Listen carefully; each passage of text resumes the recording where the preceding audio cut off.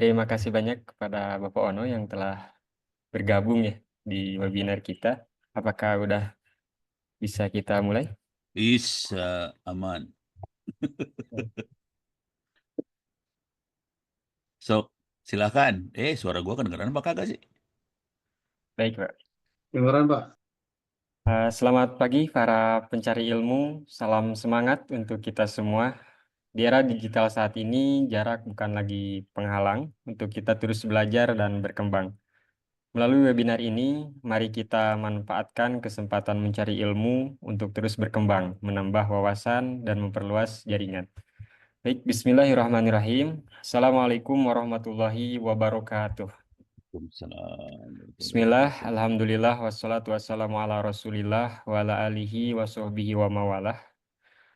Rabbi srohli sodri wa yassir li amri, wahlul uqdatan min lisani yafqahul qawli amma ba'du. Pertama-tama, mari kita panjatkan segala puji dan syukur kita kehadirat Allah Subhanahu wa Ta'ala yang telah memberikan kita kesehatan, kesempatan, dan semangat sehingga kita dapat berkumpul di acara webinar yang penuh inspiratif ini meskipun secara virtual. Salawat serta salam tak lupa kita curahkan kepada junjungan kita Nabi besar Muhammad Sallallahu Alaihi Wasallam, suri teladan manusia yang telah membawa cahaya kebenaran dan ilmu pengetahuan ke tengah-tengah kehidupan kita sehingga menjadi lebih bermakna. Yang saya hormati Bapak Danu Yoto selaku pemilik Bestpet Network. Yang saya hormati pemateri hebat kita pada pagi hari ini, yaitu Bapak Onwe Purbo, salah satu orang yang berpengaruh di Indonesia, terutama di dunia internet, yang juga biasa dipanggil Bapak Internet Indonesia. Suatu keistimewaan dan kebanggaan buat kita semua, karena pada webinar Ramadan kali ini, kita bisa dihadiri oleh Bapak Ono selaku salah satu pemateri webinar Ramadan kita. Sebelumnya, kami ucapkan terima kasih banyak kepada Bapak Ono yang telah menyempatkan waktunya untuk berbagi ilmu kepada kita semua lewat webinar Ramadan ini. Kita doakan semoga beliau selalu disehatkan oleh Allah Subhanahu wa Ta'ala. Tidak lupa juga kepada seluruh peserta yang hadir, yang luar biasa yang telah meluangkan waktunya untuk ikut serta dalam webinar Ramadan hari ini. Semoga dengan adanya acara yang rutin kita lakukan di setiap harinya pada bulan Ramadan ini, kita dapat mendapatkan inspirasi dan ilmu yang bermanfaat, serta dapat mengisi waktu luang kita untuk hal-hal positif dan produktif. Untuk mempersingkat waktu, izinkan saya memperkenalkan diri. Saya Yunus Maulana selaku moderator atau host webinar pada pagi hari ini. Izinkan saya membacakan susunan acara pada webinar kali ini. Pada webinar kali ini, ada beberapa sesi yang akan kita ikuti, di antaranya yang pertama sesi pembukaan, yang insya Allah nanti akan dibuka dengan pembacaan doa. Sesi kedua yaitu penyampaian materi, ya, yang insya Allah nanti penyampaian materi ini akan disampaikan oleh yang terhormat Bapak Ono. Yang ketiga ada sesi tanya jawab. Untuk sesi tanya jawab ini, saya persilahkan kepada pemateri. Kalaupun mau nanti di akhir boleh, ataupun pas begitu materi berjalan, apakah boleh bertanya atau tidak, nanti saya serahkan ke pemateri. Untuk sesi terakhir ada penutupan dengan pengenalan profil Bestpet Network. Jadi saya sarankan buat teman-teman yang hadir, yang ikut gabung ya, tolong ikuti webinar ini sampai dengan selesai, karena nanti akan ada pengenalan profil Bestpet Network dari petugas. Tanpa berlama-lama, mari kita buka acara ini dengan pembacaan doa yang akan disampaikan oleh Saudara Fahmi. Kepadanya waktu dan tempat dipersilahkan. Ya, Assalamualaikum warahmatullahi wabarakatuh. Ya, sebelum kita mulai pada webinar pagi hari ini, lebih baiknya kita berdoa terlebih dahulu. Bismillahirrahmanirrahim. Astaghfirullahaladzim. Astaghfirullahaladzim. أستغفر الله العظيم الذي لا إله إلا هو الحي القيوم وأتوب إليه الحمد لله رب العالمين والصلاة والسلام على أشرف الأنبياء والمرسلين وعلى آله وصحبه أجمعين اللهم صل وسلم وبارك على سيدنا محمد الفاتح لما أغلق والحاتم لما سبق والناصر الحق بالحق والهادي إلى صراطك المستقيم صلى الله عليه وعلى آله وأصحابه حق قدره مقداره العظيم اللهم إنا نسألك سلامة في الدين وعافية في الجسد وزيادة في علم وبركة في الرزق وتوبة قبل الموت ورحمة عند الموت ومغفرة بعد الموت اللهم هون علينا في سكرة الموت والنجاة من النار والعفو عند الحساب اللهم اجعل جمعنا هذا جمعا مرحوما وتفرقنا من بعده تفرقا معصوما ولا تجعل فينا ولا منا شقيا ولا محروما اللهم لا سهل إلا ما جعلته سهلا وأنت تجعل الحزن إذا شئت سهلا رب اشرح لي صدري ويسر لي أمري واحلل عقدة من لساني يفقه قولي اللهم عافني في بدني اللهم عافني في سمعي اللهم عافني في بصري لا إله إلا أنت سبحانك إني كنت من الظالمين. Ya Allah, Ya Rahman, Ya Rahim, Zat yang Maha Pengasih dan yang Maha Penyayang. Tidak ada kemudahan kecuali Engkau buat mudah. Juga Engkau jadikan sebuah kesulitan jika Engkau kehendaki pasti akan menjadi mudah. Mudahkanlah segala urusan kami. Semoga Bespat Network bisa memberikan lebih banyak manfaat bagi seluruh umat. Bisa terus berkarya, tambah maju, tambah sukses, dan jadikanlah jalan yang sedang kami tempuh ini menjadi jalan yang diberkahi dan dirahmati oleh-Mu. Ya Allah, Ya Hafiz, Ya Jalil, Zat yang Maha Menjaga dan Mulia, kami berlindung kepadamu dari segala macam penyakit yang sedang menimpa di negeri ini, dan dari segala penyakit yang buruk dan mengerikan. Jauhkanlah kami dari musibah yang berbahaya ini, dan lindungi keluarga kami semua dari musibah sehingga mereka dapat selamat di dunia dan di akhirat. Ya Allah, Ya Ghaffar, Ya Qahhar, Zat yang Maha Pengampun, kami sadari sepenuhnya telah banyak kelalaian dan kekhilafan yang kami lakukan, kesalahan dan dosa yang kami perbuat. Sudilah kiranya Engkau ampuni dan maafkan kami, dan ampunilah dosa kedua orang tua kami dan guru-guru kami yang telah berjasa mengajar dan membina kami. Sayangilah mereka sebagaimana mereka menyayangi kami di waktu kecil. Hingga ringanlah jalan bila tiba saatnya Engkau memanggil kami, karena hanya kepadamu lah kami akan kembali. Bismillahirrahmanirrahim. Fatihah.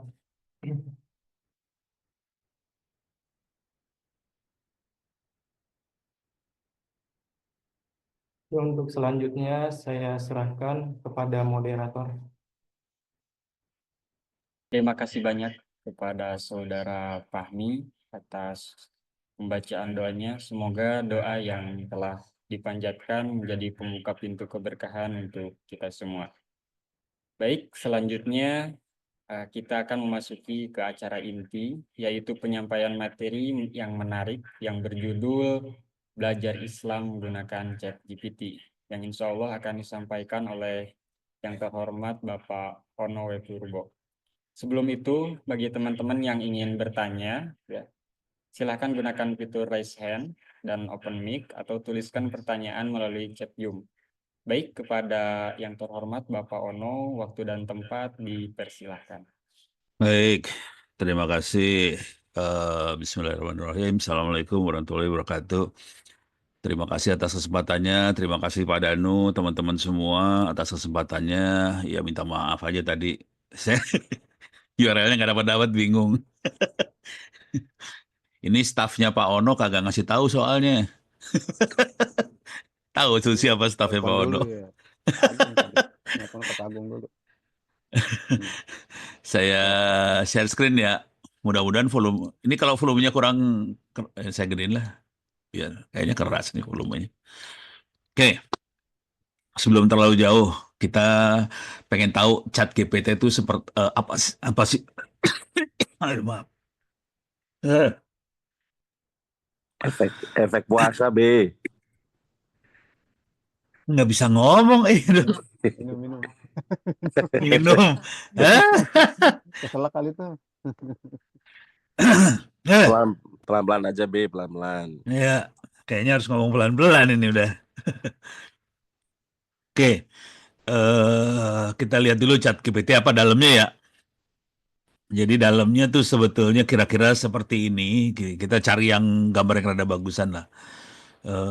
Inilah, mungkin rada bagus nih. Kayaknya. Mana tadi di atas? Hilang. Yang ini, hilang. Mana ya? Ini ya? Kok nggak keluar sih? Oh, sorry. Tuh, saya ambil dari sini aja biar nggak ada. Tadi bagus ini sebenarnya. Ntar. Saya pengen ngasih lihat cara kerjanya sih sebenarnya. Jadi di dalamnya ini sebetulnya, ini mudah-mudahan kebaca ya. Nah, ini rada gede lah mudah-mudahan. Nah, ini rada gede, ini rada gede. Saya gedein lagi.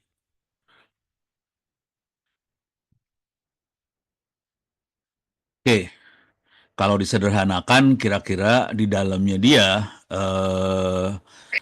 mesin learning. Kira-kira gitu ya, mesin learning. Jadi kalau mesin learning itu kira-kira, ini saya lagi berusaha mikir dalam bahasa yang sederhana supaya Anda semua gampang ngertinya. Jadi kalau mesin learning itu di dalamnya kira-kira ada kayak model atau database lah, kalau sederhananya database. Kalau orang jaringan lebih ngerti database kali ya. Ada kayak database yang sebelumnya diisi sama data-data. Cuman di database itu karena datanya udah banyak, kalau kita masukin pertanyaan di sini nanti dia cek ke database yang ini.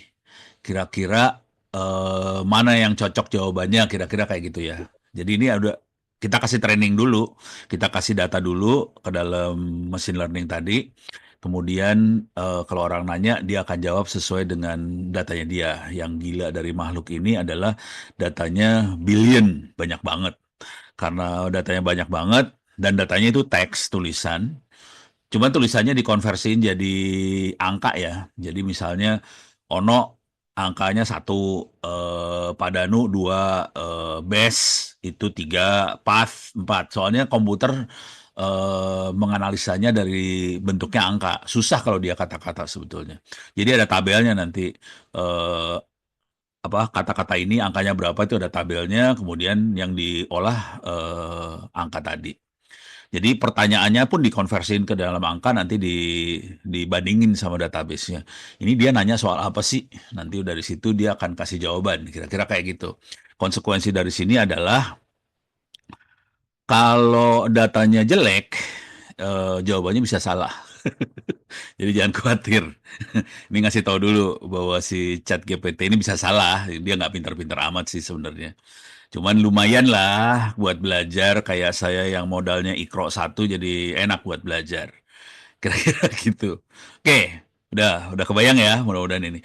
Ya jujur dulu, ini kalau menguasain ilmu ini duitnya lumayan.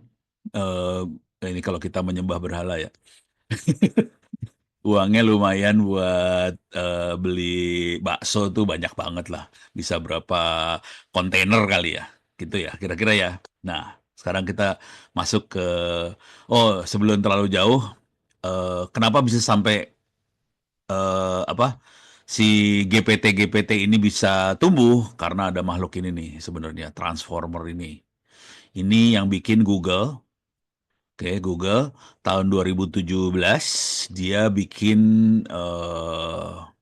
algoritma atau apalah yang namanya Transformer ini. Jadi ini masih baru, relatif baru 2017 mulainya, sekarang 2025 ya. Jadi sekitar berapa tahun? 8 tahunan lah. Ini udah dahsyat banget efeknya dan dikembangin terus ke hal-hal yang lain. Tadinya teks, kemudian bisa mulai masuk ke yang lain-lain. Kenapa ini jadi menarik? Karena ini bisa membuat tulisan.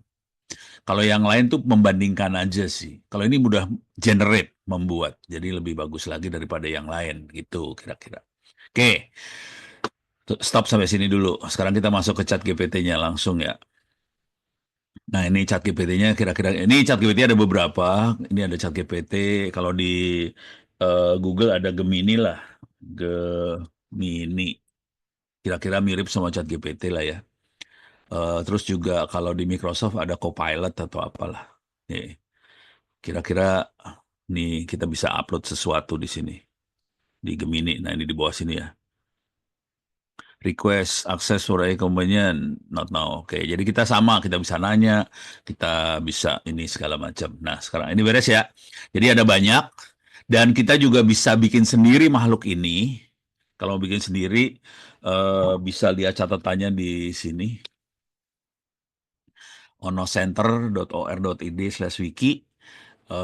Kata kuncinya adalah Olama. Ini kita bisa bikin sendiri. Bentar, jangan langsung Olama lah, LLM. Jadi ilmu ini biasanya kita nyebutnya LLM, Large Language Model. Jadi kalau ChatGPT udah kayak nama produk sih sebenarnya. Kayak odol, odol itu produk ya. Pepsodent tuh ini nama produk. Jadi kira-kira kayak gitulah. Odol juga nama produk sih. Apa ya bahasa yang benernya? Jadi LLM tuh nama akademik, nama ilmunya LLM, Large Language Model. Salah satu jenisnya adalah ChatGPT, Gemini, dan sebagainya. Kalau mau bikin sendiri, kita bisa install pakai yang namanya Olama. Ada juga yang namanya Lama. Cuman Lama itu tidak open source. Yang Olama yang open source. Kita bisa install di Ubuntu. Cara installnya gampang banget sih sebenarnya.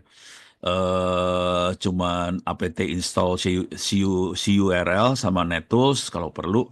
Terus download si Olamanya. Selesai. Jadi perintahnya cuma gini doang sih sebenarnya.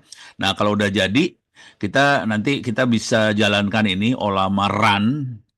Ini tergantung model apa yang mau kita pakai. Defaultnya dia biasanya Lama 3. Nanti kita bisa masukin siapakah Presiden Indonesia, bisa kayak gitu-gitu sih. Sama aja sama ChatGPT. Cuman yang ini command line. Ada grafiknya juga. Ada di mana grafiknya teh? Lupa. Pokoknya ada grafiknya lah. Pakai Open GUI kayak gitu-gitulah. Ntar, lagi penasaran. Uts, salah. Ini belum saya edit. Pokoknya ada grafiknya. Bentar. Di sini kali ya? Oh, ini dia. Open Web UI. Ini kalau diinstal, grafiknya keluar. Bentuk grafiknya seperti apa? Bentuk grafiknya seperti ini. Jadi ini sebetulnya Open Web UI ini. Oke. Nah, terus di dalam si Olama ini banyak model-model. Ada model yang bahasa Indonesia. Kalau kita pengen bahasa Indonesia ada Jayakut, ada bahasa for Chat, ini ada Rek Indonesia.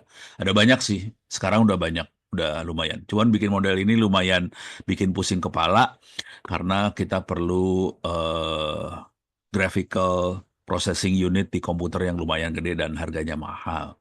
Jadi biasanya kita download aja yang ada. Karena kita kan rata-rata nggak punya duit ya. Jadi kita download yang ada. Oke. Oke, ini masalah teknis. Jadi intinya yang pengen saya sampaikan, kita bisa bikin sendiri dan kita bisa main dari sini. Nah, sekarang kita masuk ke makhluk ini. Saya yakin sebagian besar dari Anda semua sudah pernah make. Nah, sekarang saya akan coba make ini buat belajar Islam. Cara paling blow on tuh kira-kira gini. Ini kalau misalnya di pesantren atau di tempat kuliah ya, bisa bikin gini. Buatkan 10 pertanyaan. Ini buat buat si kiai atau gurunya ya. Pertanyaan multiple choice, choice tentang akhlak. Enter. Langsung dia bikin pertanyaan multiple choice. Ini kurang perintahnya sih sebenarnya. Oh, ada dikasih jawaban langsung ya. Apa yang dimaksud dengan akhlak? Ini dapat jawaban C. Ini buat anak-anak SMP gitu kali ya, atau SD kelas 5, kelas 6. Nih, jadi buat belajar. Jadi si guru untuk bikin soal gampang. Dan teknik ini bisa kita pakai juga di Best Path Network sebetulnya.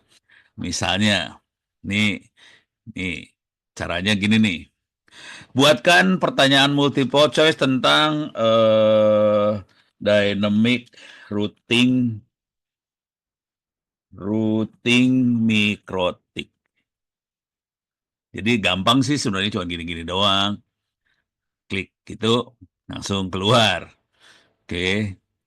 Nah, kan enak kan buat bikin sengsara semua santrinya Best Path Network, jadi enak banget. Jadi bikin soal tuh gampang banget sih sebenarnya, sekarang mah sudah dahsyat lah. Oke, ini beres sampai sini ya.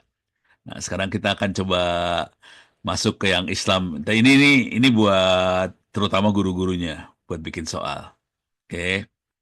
Nah, sekarang jadi kalau mau nanti sertifikasi Mikrotik atau Cisco, CCNA, kita bisa ngambil cara kayak gini aja buat latihan si orang-orang. Jadi dengan cara ini, kalau boleh saran sih pakai Moodle supaya keluar nilainya, biar Moodle yang ngitung nilai dan sebagainya. Deh, ini beres ya. Nah, sekarang kita mulai masuk yang pelan-pelan ke urusan Islam yang lebih dahsyatnya lagi. Sebelum terlalu jauh, kita cek dulu agamanya ChatGPT apa. Kan kita mau nanya soal Islam, kita harus tahu dong ChatGPT agamanya apa, Gemini agamanya apa gitu ya. Kita cek dulu. ChatGPT, apakah apa agama yang kamu anut? Gitu ya. Jadi kita pengen tahu dia agamanya apa. Kirim deh. Sekarang kita cek juga Gemini lah, jangan mau kalah lah. Gemini, kok nggak bisa? Gemini, apa agama yang kamu anut? Gitu ya. Kirim. Tunggu sebentar, kata Gemini. Tuh, ini jawaban dari Gemini. Sebagai model bahasa AI, saya tidak memiliki keyakinan pribadi dan tidak menganut agama apapun. Nah, ini perlu dicatat. Jadi kita nanya agama Islam ini ke sesuatu yang ateis, yang tidak menganut agama, tidak percaya Tuhan barangkali juga. Coba. Oh, salah. Ini saya bilang kami ya. Salah. Salah kalimatnya, pertanyaannya salah. Makanya saya bengong. Kenapa jawabannya kayak gitu ya? Onowe Purbo adalah Muslim. Iya, gue Muslim. Rese nih. Kamu sama kami beda banget. Nah, ini keren nih. Aku tidak memiliki agama karena aku adalah sebuah AI, tapi aku bisa membantu menjawab pertanyaan tentang berbagai agama, termasuk Islam sesuai perspektif yang kamu inginkan. Kalau kamu ingin diskusi tentang Islam atau hal-hal yang bisa membantu menjadi Muslim lebih baik, aku siap membantu. Wah, keren, Bo. Jadi ini makhluk ateis siap membantu kita menjadi Muslim yang baik, kira-kira kayak gitu. Sekarang kita cek dulu, ini makhluk ini hafiz apa kagak, gitu kan ya? Kita cek kehafizan dari ChatGPT sama Gemini. Enaknya buat cek hafiz, masuk ke Depak dulu. Depak, Depak. Al-Quran. Mau cari ini sih, saya mau cari bahasa Arabnya lah. Quran Depak. Oke, kita masuk Quran Depak ya. Mau ayat kursi, Al-Mulk, Al-Waqiah, Ar-Rahman. Kita klik sembarangan aja ya. Cari surat-surat yang tengah-tengah lah. Misalnya Al-Mut mana apa tadi? Al-Mutaffifin. Oke, ini cari ayat yang yang di tengah-tengah yang jarang dibaca gitu ya. Oke, saya ambil nih. Ini surat nomor berapa sih? Al-Mutaffifin teh 83 ya. 83 saya ambil ayat 7. Ayat 6. Klik kanan copy. Oke, coba cek di sini. Ini surat dan ayat berapa di Al-Quran. Kita cek kehafizan si makhluk-makhluk ini ya. Deh, coba cek di Gemini juga, jangan mau kalah. Ini surat dan ayat berapa di Al-Quran. Gitu ya. Oke, tunggu sebentar. Oh, dapat yang langsung Gemini dapat. Surat Al-Mutaffifin ayat 6. Oke, coba kita lihat di sini. Ada Mutaffifin ayat 6. Oh, ini lebih lengkap. Kelihatan si siapa namanya? ChatGPT lebih bagus daripada Gemini ya. Ayat yang utama adalah surat Al-Mutaffifin ayat 6. Pada hari ketika manusia berdiri di hadapan Allah, di hadapan Tuhan Allah alam semesta alam. Ini adalah bagian dari gambaran hari kiamat, di mana semua manusia akan berdiri bertanggung jawab atas amal perbuatan mereka. Itu dua-duanya hafiz, cuman ChatGPT lebih bagus, gitu ya. Gemini cuma sesuai ditanyakan, ya bener, saya cuma nanya ini doang sih. Kalau si ChatGPT lebih bagus, dia ngasih artinya apa, ngasih konteksnya tentang apa, ini beda. Kita bisa lihat bedanya sih sebenarnya. Oke, deh. Sekarang ini kan Arab. Kalau Arab kemungkinan besar dia bisa. Soalnya dia kemungkinan besar dia di training Qurannya udah dimasukin. Nah, sekarang kita cek arti. Ini punyanya Kemenak. Kita coba cek arti pakai yang ngaco-ngaco lah. Arti Al-Quran.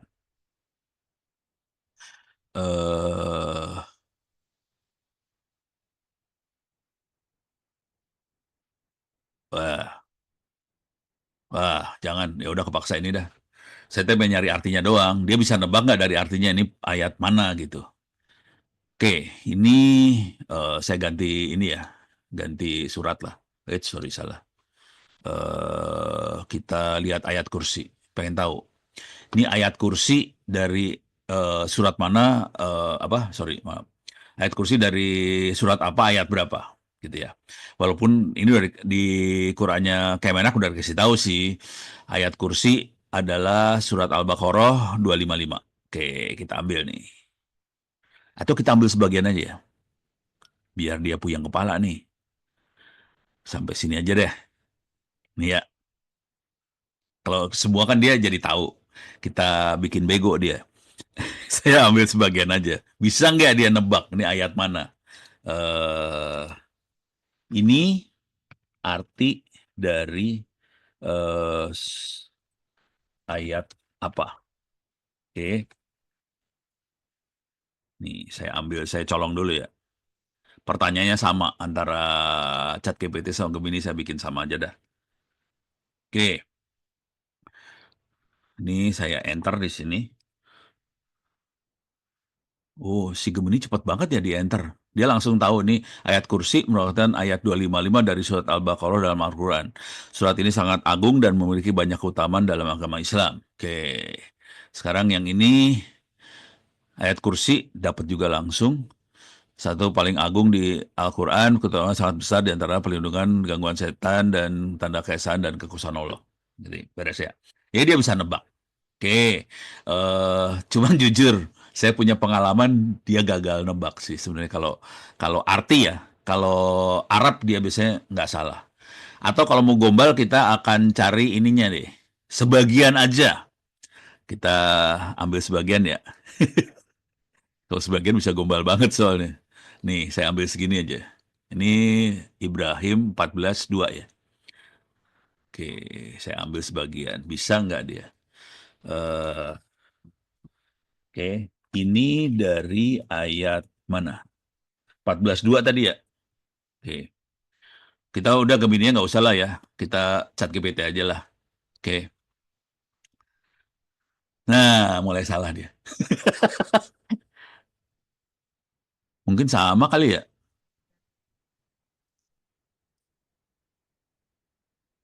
Mirip sih. Oh, beda di belakangnya nih, salah nih. Salah. Dia salah. Oke. Jadi dia bisa salah, jangan khawatir. Jadi bisa salah sih. Oke. Coba kita gombalin dikit lagi ya. Udah gitu kita coba yang lucu-lucu lah habis ini. Saya ambil segini ya. Ini ayat 5. 14 ayat 5 ya. Oke. Ini ayat berapa? Oke. Ada, Bro. Udah mulai pusing. Oh, dapat dia. Ini dapat dia. Ibrahim 14 ayat 5. Jadi bisa dapat juga. Tapi bisa salah. Jadi kalau mulai sebagian salah, kalau full kemungkinan besar dia bisa benar. Kalau arti lebih parah lagi, kalau sebagian kemungkinan besar bisa salah juga kalau arti. Deh, ini beres sampai sini ya. Jadi lumayan lah hafiznya, yang pasti Ono kalah sama dia. Kalau ditanya kayak gitu nggak tahu, tapi saya cuman kalau udah bacain surat saya bisa ngira-ngira ini kayaknya surat apa gitu, cuman itu aja sih. Tapi kalau ini surat ayat berapa, Ono nyerah, nggak bisa, nggak sanggup sampai level itu. Dia di atasnya Ono dalam hal ini. Oke, ini beres ya. Sekarang kita coba belajar yang sering sekali, ini jujur saya sendiri. Oh, ada pertanyaan nih. ChatGPT-nya berbayar. Iya, saya bayar sih jujur. Saya bayar $20 sebulan chat GPT-nya, soalnya emang saya butuh banget. Jadi ini agak curang, saya pakai chat GPT yang bayar. $20, karena saya butuh. Memilah dan memilih hadis sahih, dhaif, dan palsu, gimana? Ya udah, kita masukin aja. Ono mah kagak tahu jawabannya. Oke. Bagaimana memilih hadis sahih, dhaif, dan palsu. Oke, enter. Memerlukan pemahaman ilmu hadis. Berikut adalah cara untuk membedakan keabsahan hadis berdasarkan kriteria yang ulama. Kriteria sahih seperti apa? Di sini ada. Oke. Rawi Nabi SAW harus bersambung tanpa putus. Diriwayatkan oleh perawi yang adil. Kok adil ya? Berakal, tidak fasik, tidak suka berdusta.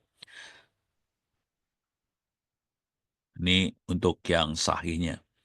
Nah, yang doif, sanatnya putus, perawinya tidak adil, perawinya lemah, dan sebagainya. Kalau yang palsu, ini kira-kira gitu. Ini contohnya ada, barang siapa yang tidur saat sholat asar, maka otaknya akan terganggu. Oh, ada kayak gituan ya. Ini yang doif, mencari ilmu itu wajib bagi setiap muslim, baik laki dan perempuan. Ini lemah. Oke.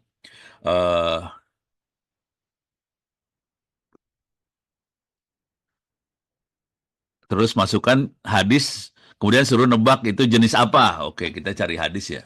Di Depak ada nggak ya? Nggak tahu saya. Ini jujur saya belum pernah sih. eh Hadis. Hadis. Kita kalau yang asli kemungkinan dia bisa ya.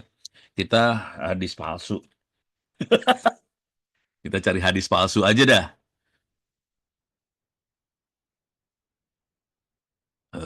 Kalau nggak jangan gini. Contoh hadis palsu. Contoh hadis palsu. Oke. Ini ya. Ini adalah contoh-contohnya.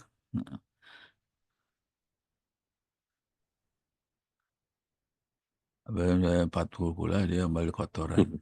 Abaikan Ya. dulu aja, Prof. Itu yang selanjutnya ada pertanyaan tuh. Oh, ada pertanyaan. Oh, diabaikan dulu. Ya Ya, udah. abaikan dulu. Iya nih, Pak Agung nih kalau ngasih perintah susah banget ya.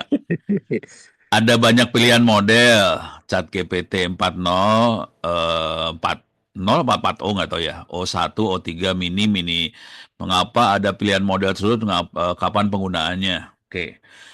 Jadi masing-masing model, jadi model itu di dalamnya si ChatGPT ngasih data buat training tadi. Semakin banyak datanya, semakin presisi dia bisa menjawab. Ada yang datanya, atau kalau nggak gini lah, kalau paling gampang ya, paling gampang. Nih paling gampang. Nih, saya giniin aja copy paste. Masukin ke sini. Apa beda model-model chat GPT? GPT. Nih, suruh chat GPT-nya jawab aja. Sekarang udah enak sih. Nih, ini jawabannya ya. Model lebih cepat, lebih efisien, lebih murah dibandingkan GPT-4 biasa. Yang O1 turbo, cepat ringan. Yang mini hemat biaya, lebih cepat, kapasitas proses lebih rendah. Intinya gitu ya. Jadi intinya urusannya presisi sama kecepatan sih sebetulnya. Versi yang lebih tinggi mini. Jadi ini masalah presisi. Kalau versi lebih tinggi maksudnya presisinya ya. Aplikasinya bisa digunakan untuk kebutuhan respons yang cepat, akurat, tapi tetap hemat biaya. Kira-kira kayak gitu. Jadi banyak sih. Nanti bisa dicek satu-satu. Tapi inti sederhananya adalah model-model ini semakin besar si model, semakin presisi. Tapi gimana caranya dia besar, tapi nggak terlalu besar, kecil, konsumsinya dia bisa cepat, tapi cukup presisi. Nah ini yang dikejar. Ini model terbaru canggih, yang ini eksperimen, optimasi khusus, versi ringan cepat hemat daya, versi lebih tinggi mini lebih ringan dan sebagainya. Dan modelnya masih banyak sih sebetulnya. Gitu ya. Bagaimana cara mengetahui kedua jawaban adalah valid bukan halusinasi? Nah, ini pertanyaan bagus. Sederhana sih cara saya sih biasanya dicek di Google akhirnya. Google-nya atau di pengetahuan yang kita benernya gitu. Kayak tadi tuh saya ngecek kan pakai Depak. Depak udah gitu dimasukin ke chat GPT. Jadi kita tahu ada jawaban yang benernya. Baru dicek di chat GPT. Jadi bisa keluar. Jadi harusnya cuman kalau kita pakai, ini minta maaf saya pakai yang berbayar. Dan di sini ada menu ini nih, search the web. Nah ini parah nih. Kalau di search the web diaktifkan, dia akan cek juga jawabannya dengan yang ada di web. Jadi kemungkinan buat salahnya jadi makin kecil banget gitu. Jadi saya biasanya search the web saya klik, saya aktifkan. Dengan cara ini dia bisa mengurangi halusinasinya gitu. Jadi dia tidak mengandalkan hanya modelnya dia sendiri, tapi dia juga cek juga yang ada di Google. Kira-kira gitu ya. Beres ya, udah kebayang ya. Tapi ini urusan tebak-menebak hadis ini keren banget ini. Saya belum pernah juga sih. Coba kita tes ya. Eh, Contoh hadis palsu. Ini saya ambil. Bisa nggak dia? Oke. Eh, Cek apakah hadis ini palsu. Palsu. Oke. Palsu atau apa tadi satu lagi teh hadis? Palsu atau hadis yang lain itu apa? Doi. Eh Doif. Oke. Atau doif. Atau tiga-tiganya tulis ya. eh Doif, istilahnya apa satu lagi? Yang asli sahih. Oke. Sahih, palsu, doif. Kira-kira gitu. Nah, kita tahu itu kalau menurut Google palsu ya. Dia cek, langsung tahu dia palsu. Oke. Karena saya aktif ini nih. Kalau nggak diaktifin mungkin bisa salah sih. Bisa salah dia. Tapi karena ini saya curang banget nih, saya aktifin search the webnya. Jadi kemungkinan besar dia jadi tahu gitu. Karena dia juga akan searching pakai Google sih. Gitu. Udah mulai Terus kebayang ya. kalau Caranya dimatiin, Prof, hasilnya gimana, Prof? coba itu udah data udah masuk sih. Oh, Atau ya, atau gini, cari yang lain. Cari yang ini ya. Cari yang lain. Oke. Kopi. Mudah-mudahan dia bego. Doanya bego. Parah. Oke. Ini saya geser dulu ya. Send. Ini kita tahu dia palsu ya. Oke. Cek.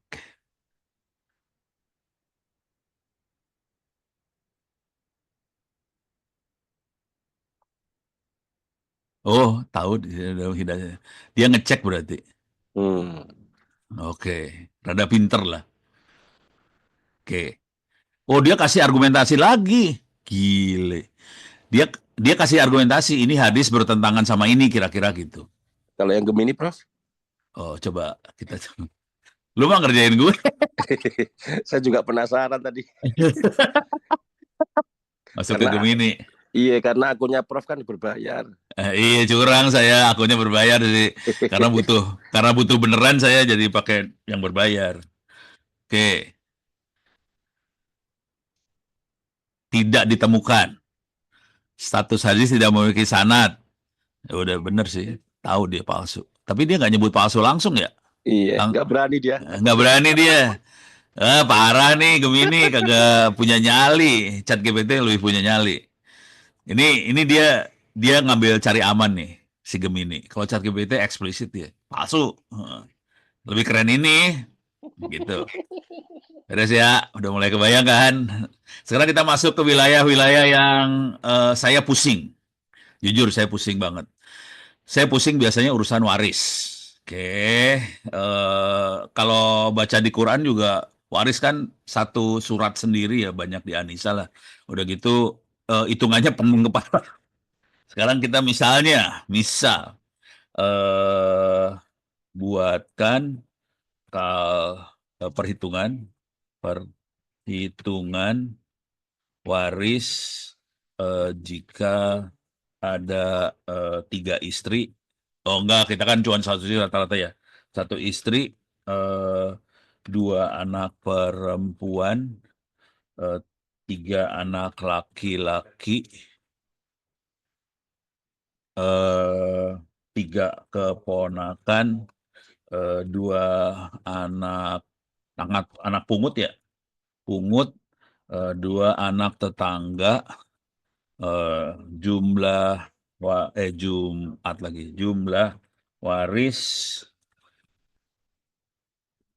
100 juta. Misalnya gitu ya. Kagak tahu jawabannya gimana, pening kepala saya mah. Oh, langsung. Keponakan, anak pungut, anak tetangga bukan ahli waris. Beres, coret yang itu. Sehingga kecuali diberikan waktu wasiat semaksimal 1/3 harta. Oke. Yang waris yang sah, istri 1/8, 2 anak perempuan, sisanya dibagi dengan akhirnya berdasarkan 2/1. Oke. Jadi langsung duitnya nih, 100 juta, 1/8, istri dapat 12 juta, sisa harta 87,5, dibagi, laki 2 bagian, perempuan 1 bagian. Jadi 3 anak laki-laki dari 2 bagian jadi 6 bagian, 2 anak perempuan 1 bagian jadi 2 bagian. Totalnya 8 bagian. Nilainya 87. Oh gitu cara. Asli saya baru tahu juga nih. Cara ngitungnya gitu rupanya. 87,5 dibagi 8 sekian. Nah, tinggal laki-lakinya 2 kali sekian dapat 21, perempuannya 1 kali 10 dapat 10, sekian. Ini pembagian totalnya. Minta maaf, keponakan anak pungut atau tetangga tidak dapat warisan. Namun mereka bisa dapat warisan melalui wasiat yang maksimal 1/3 dari harta maksimum. Jika diwasiatkan sebelum wafat, bukan sesudah wafat. Ya nggak mungkin lah kalau orang udah wafat bikin wasiat kan nggak mungkin juga ya. Gitu. Ini salah satu. Bisa cek tingkat halusinasinya di website ini. Oh, oke, ini ada informasi dari Pak Agung. Cek tingkat halusinasi website ini ya. Nah, ini buat ngecek halusinasi. Coba kita lihat. Saya juga belum tahu. Kok nggak bisa diklik Susah banget ngekliknya. Ya, sementara cek lah. Visualkapitalis.com. Nggak bisa Ini saya jelek kali. Ya udah, mudah-mudahan yang lain bisa. Ini tolong di email tuh Pak Agung besok-besok. Saya mau catat juga, saya perlu ngecek ini apa sih namanya? Perlu ngecek halusinasi. Oke. Ini yang sering rese urusan waris. Dan mudah-mudahan ini jadi bisa jadi solusi bagaimana kita menghitung waris sih. Ini biasanya rese banget. Nah, cuman kalau warisnya bukan uang yang pening kepala nih, coba kita cek ya. Eh, Jumlah waris 100 juta, 2 rumah, 3 mobil, misalnya dia termasuk direktur Pertamina kemarin, jadi warisannya banyak nih, mobil, terus naon, 4 motor, gitu ya. Coba kalau dikasih barang bisa nggak dia ngitung?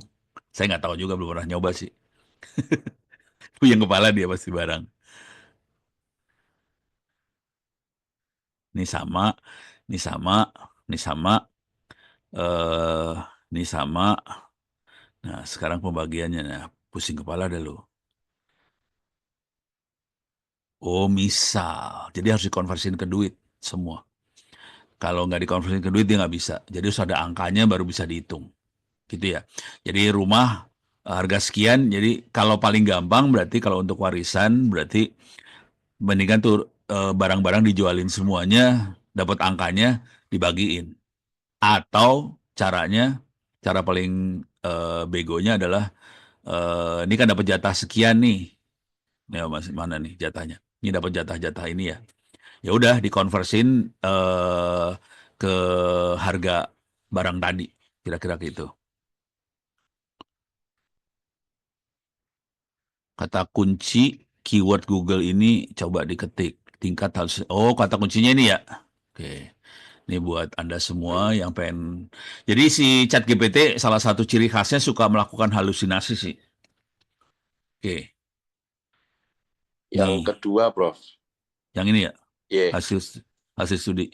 Oh, Eh, kok bahasa Indonesia sih? loh, Oh, kok bahasa berarti Indonesia sih? Yang webnya tadi itu, Prof. nggak keluar gue. Loh, Ya, beda amal ibadah. Saya parah. Ya udah gampang lah, ntar dicari-cari. iya, iya, iya. Hobi bikin bukur, bro. Bubur. Oke. Nah, oke, ini beres ya. Nah, sekarang kita mulai yang rada ngaco-ngaco dikit. Kita coba ngaco. Saya suka ngaco soalnya. Coba bikin pertanyaan. Misalnya pertanyaan rada gombal. Apa bentuk manusia pada saat di alam kubur? Eh, Bisa nanya-nanya yang gombal-gombal gitu kan? Coba kita lihat. Kok operation aborted sih? Ulang. Nah, pening dia.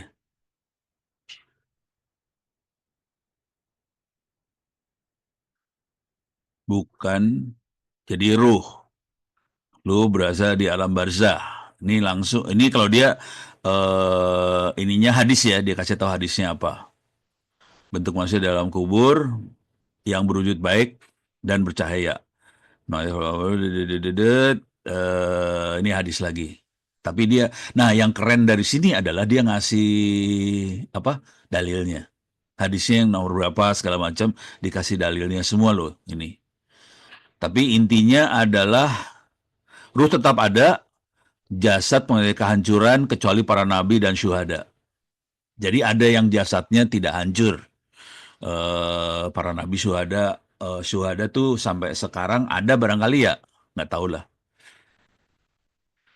Orang yang beriman ruhnya indah, bercahaya, berada dalam nikmat, durhaka ruhnya buruk, disiksa dan kesengsaraan. 7 jasmani akan hancur, tapi ruh tetap ada. Oke. Nah ini kira-kira, tapi dia kerennya ini dia ngasih ini ya, ngasih referensi ya. Tapi memang bukan di Quran ini semua referensinya hadis semua nih. Itu. Oke, coba kita tanyain biar lu pada serem semua nih. Ini kan alam kubur. Coba kita lihat di alam akhirat. Ya kan kita tahu ya, ada alam dunia, Yang kita sekarang lagi hidup, lagi napas, lagi makan dan sebagainya, lagi nge-zoom itu alam dunia. Kalau udah mati alam kubur, kita udah ada jawabannya alam kubur. Sekarang kita masuk ke alam akhirat. Bentuk kita seperti apa? Apa bentuk manusia pada saat di alam akhirat? Kita lihat referensinya apa nih dia. Yang tadi alam kubur bentuknya lebih ke arah hadis ya. Nih, parah loh. Manusia dibangkit dalam bentuk fisik. Oke, dan ini suratnya Al-Quran langsung loh. Wah, ini parah nih. Apakah manusia mengira bahwa kami tidak akan mengumpulkan kembali tulang belulangnya?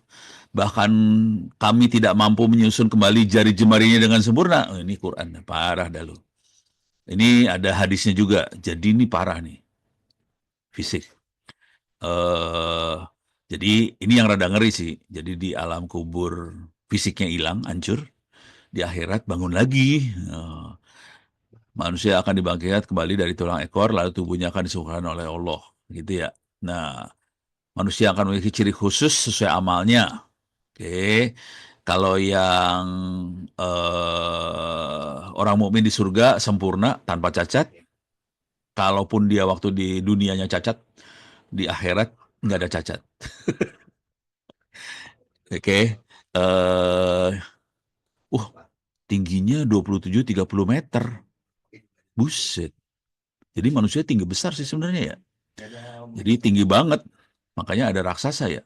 Penghuni surga akan selalu berusia 33 tahun. Dalam keadaan sehat, kuat, tidak pernah tua. Yang jadi masalah yang kafir dan dosa besar di neraka.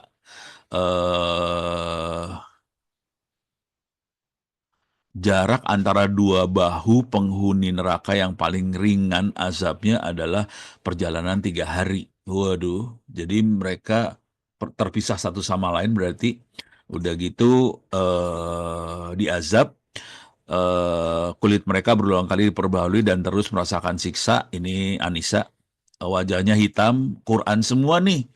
Kalau udah bagian akhirat, referensinya Quran semua, gitu ya. Di padang mahsyar, orang sombong seperti semut kecil. Ini hadis. Kesimpulan, manusia dibangkitkan bentuk fisik sempurna, muda, tampan, tinggi seperti Nabi Adam, 60 hasta, 20 sekian meter ternyata. Penduduk neraka dibesarkan, kulitnya terus diperoleh azab, padang mahsyar orang akan dibangkitkan. Nah, udah. Jadi kebayang ya, yang seru adalah gini nih. Di sini nggak ada kata-kata orang yang masuk neraka bakal masuk surga. Coba kita tanya ya.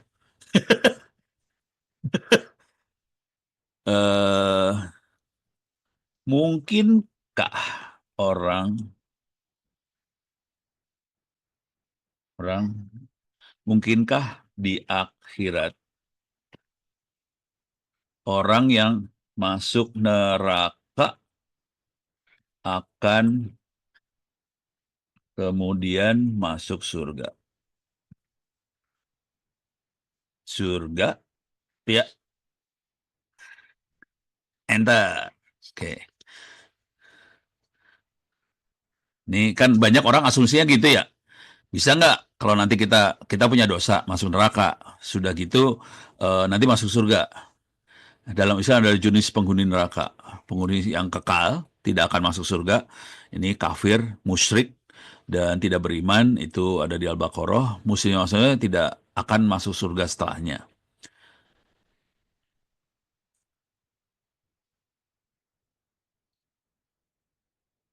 Oh, jadi kalau Muslim punya dosa, memiliki iman, masuk neraka dulu untuk pembersihan dosa ini. Tapi ini kalau di sini jelas ini Al-Qur'an ya.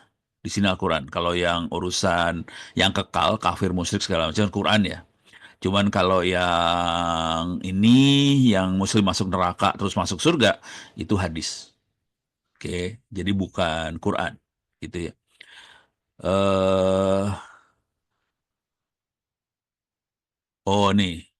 Quran lah, ada ya Qurannya Anissa. Allah tidak akan mengampuni dosa syirik. Jadi kalau syirik udah jelas nggak akan bisa balik. Tapi harus Muslim ya. Tapi dia mengampuni dosa selain itu bagi siapa yang dikehendakinya. Nah, di sini dia rupanya kuncinya. Oke, jadi ada Qurannya ya. Oke, nah ini silahkan dibaca. Tapi jadi kalau saya ngebaca biasanya saya cari dalilnya apa gitu. Kalau ini eksplisit banget. Yang kekal itu ini. Yang sering kali saya juga bingung, apa bedanya? Ini ada pertanyaan. Surga pertalite paling akhir. Oke, apa bedanya musyrik? Bisa gimana sih? Musyrik, syirik, fasik, apalagi tuh? Beda-bedanya apa tuh? Ntar kalau dapat istilah-istilah yang nggak ngerti tinggal tulis aja ya. Apa bedanya makhluk-makhluk ini gitu ya?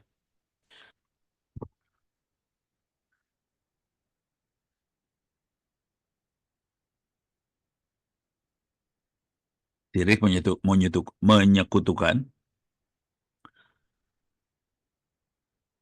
Oh, ini nggak sadar berarti ya?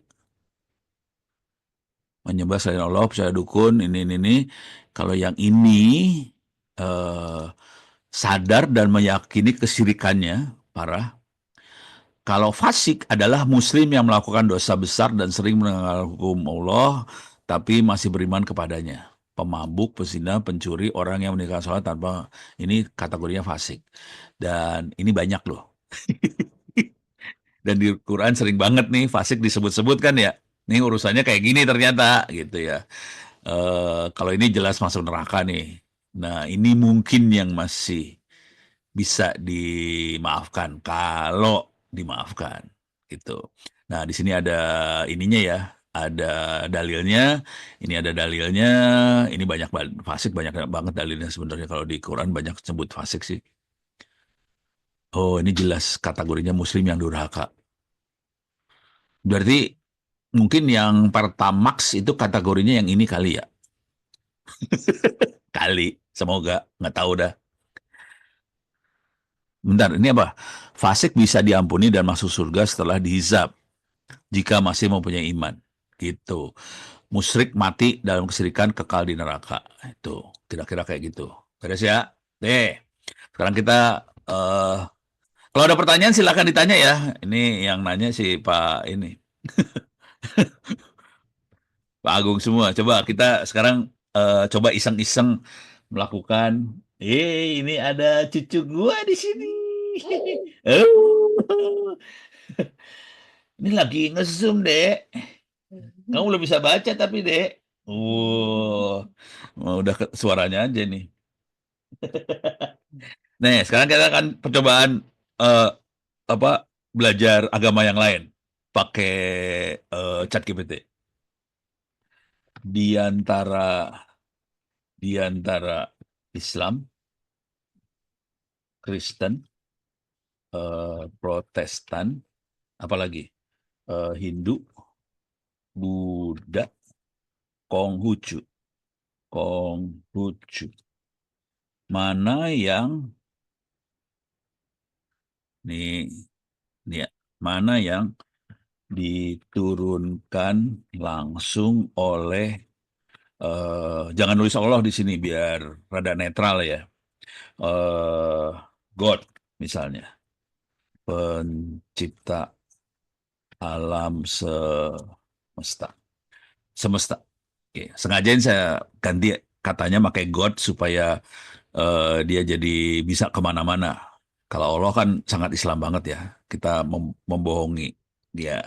Dan kita coba lihat. Jawabannya kira-kira apa? Di antara Islam, Kristen, Protestan, Hindu, Buddha, Konghucu, mana yang diturunkan langsung oleh si pencipta? Kalau Islam udah jelas kita tahu. Yang nurunin, nah ini dalilnya banyak banget dah, udah nggak usah khawatir. Oke, sekarang kita lihat. Bagaimana agama lain? Kristen, Protestan. Dia ngasih tahu ajaran ini berubah seiring waktu. Ini yang jawab ChatGPT bukan Ono ya. Ajaran ini berubah seiring waktu menjadi ajaran Trinitas dan doktrin lainnya yang tidak lagi sesuai dengan tauhid murni. Oke. Hindu, Buddha, Konghucu tidak berasal dari wahyu Allah, ini pemikiran manusia dan filsafat. Beberapa ajarannya bisa mengandung kebijakan normal, tapi tidak berasal dari wahyu. Tapi kalau ini diakui dari wahyu sih. Awalnya tauhid yang diberikan Allah, tapi berubah. Nah, jadi kita bisa tahu yang tidak berubah ini. Mudah-mudahan. Atau kita cek aja. Bagaimana cara meyakinkan bahwa Islam tidak berubah dengan waktu.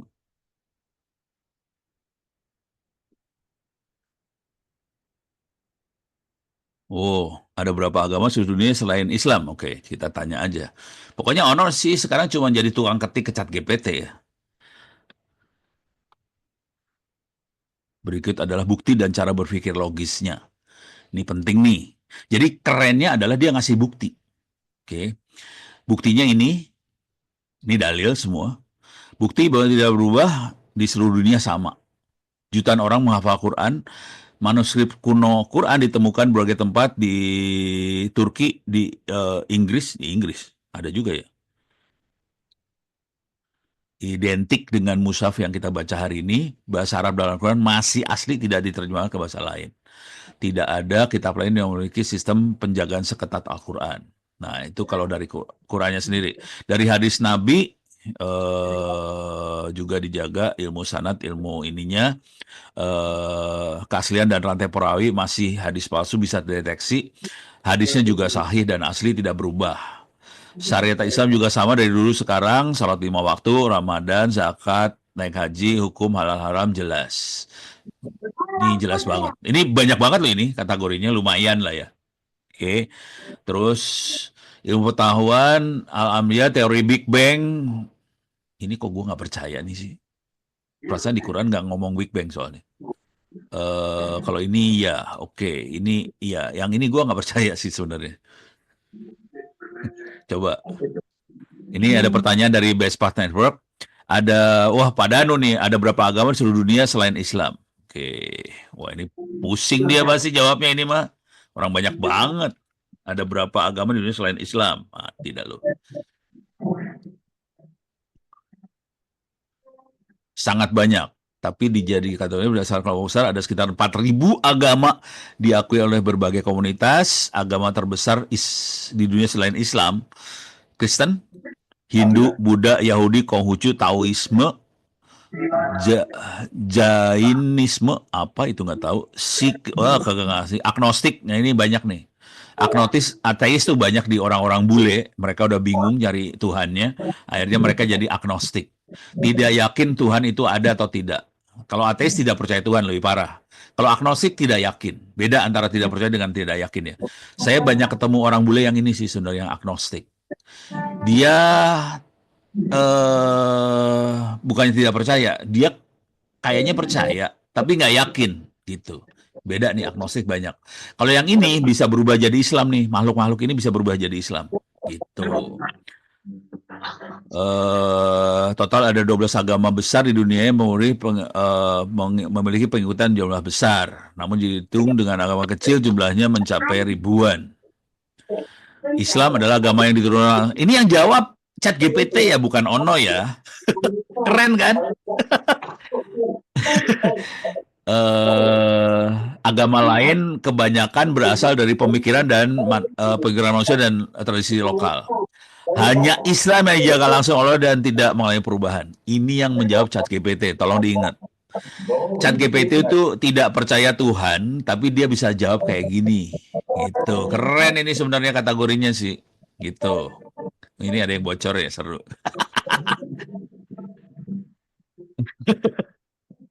Coba, kalau saya pengen nanya gini. Mengapa orang Kristen mu'alaf menjadi beragama Islam? Mengapa penganut agama Kristen mu'alaf menjadi agama Islam? Misalnya gitu ya. Bisa aja.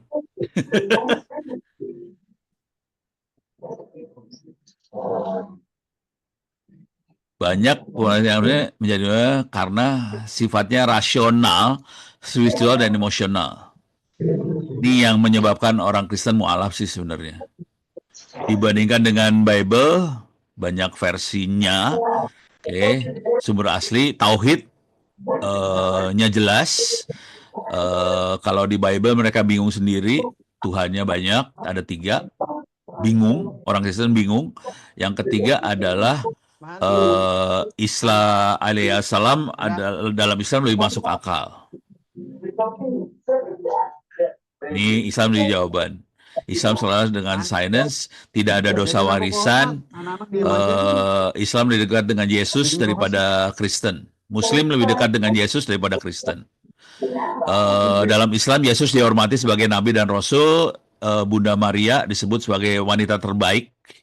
Ada 2 wanita terbaik kalau nggak salah. Satu Bunda Maria, satu lagi barangkali istrinya ini ya, Firaun.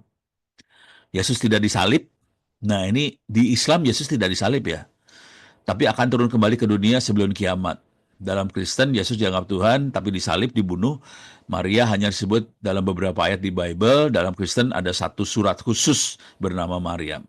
Nah, ini akibatnya orang Kristen akhirnya pindah ke Islam. Kira-kira itu. Ini ada pertanyaan, pengaruh kepada kita jika ketergantungan pada ChatGPT.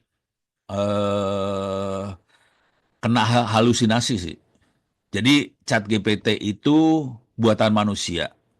Dan informasinya belum tentu 100% benar. Kecuali kalau saya kan tadi belum di-search ya. Kalau search-nya saya tambahin, dia akan searching di Google dan sebagainya, kemungkinan dia bisa dapat informasi yang lebih presisi. Jadi bahayanya adalah kita bisa salah. Jadi jangan 100% percaya sama ChatGPT sih sebetulnya. Jadi cek-recek terus. Tapi kalau saya sih curangnya gini, search-nya saya aktifin. Jadi probabilitas dia jawab benernya tinggi. Jadi ini semua masalah probabilitas aja ya. Gitu. Ini biasain aja. Jangan langsung kata ChatGPT gini, wah, cek dulu gitu. Ini kalau ini isengnya Ono nih, biasanya suka iseng kayak gini. Ini keren nih sebenarnya kalau Anda tahu cerita-cerita ini jadi seru. Oh, oke. Gitu. Tapi kita bukan perbandingan agama ya. Ini bukan perbandingan agama, ini sebenarnya cuman ya informasi buat kita-kita aja lah. Sebagai penutup pertanyaan saya, Prof. Selama ini kan tinggal hanya tanya ke ChatGPT apapun. Prompt engineering supaya tepat dalam setiap pertanyaan ada rumusnya tidak. Oke. Kalau saya prompt engineering-nya parah. Ini tadi saya cuma nanya dengan 1-2 kalimat doang ya. Saya kalau saya sebetulnya ChatGPT saya pakai buat bikin tulisan, bikin buku. Jadi bentuknya bukan pertanyaan pendek seperti ini. Jadi saya biasanya pertanyaan panjang banget. Misal, saya bikin buku ini dah. Oke. Saya kasih lihat nih, lagi dikerjain sama Pak Agung saya teh.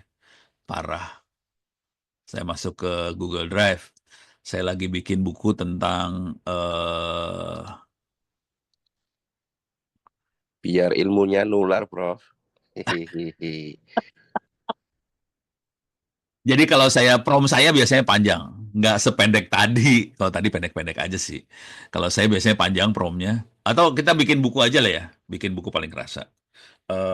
Buatkan buku tentang Islam dan teknologi. Buatkan outline dulu ya, buatkan outline. Buku Islam dengan teknologi. Oke. Atau jangan teknologi terlalu lebar kali ya. AI harusnya ya. Saya stop dulu. Bisa nggak di stop? Dia lagi mikir. Langsung. Alas ya. Bingung dia. Teknologi terlalu lebar. Paling enak pakai yang rada ini. Buatkan outline buku Islam dengan artificial intelligence. Ini buku ya. Misalnya kita pengen bikin buku seperti itu. Islam dengan artificial intelligence. Ini langsung keluar outline nih.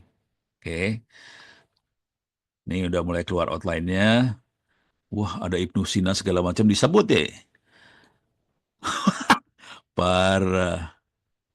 Waduh, AI dalam tafsir Quran dan hadis, chatbot Islami dan konsultasi agama. Serius, bagus. Ini bagus nih sebenarnya. Ya udah, kita copy paste.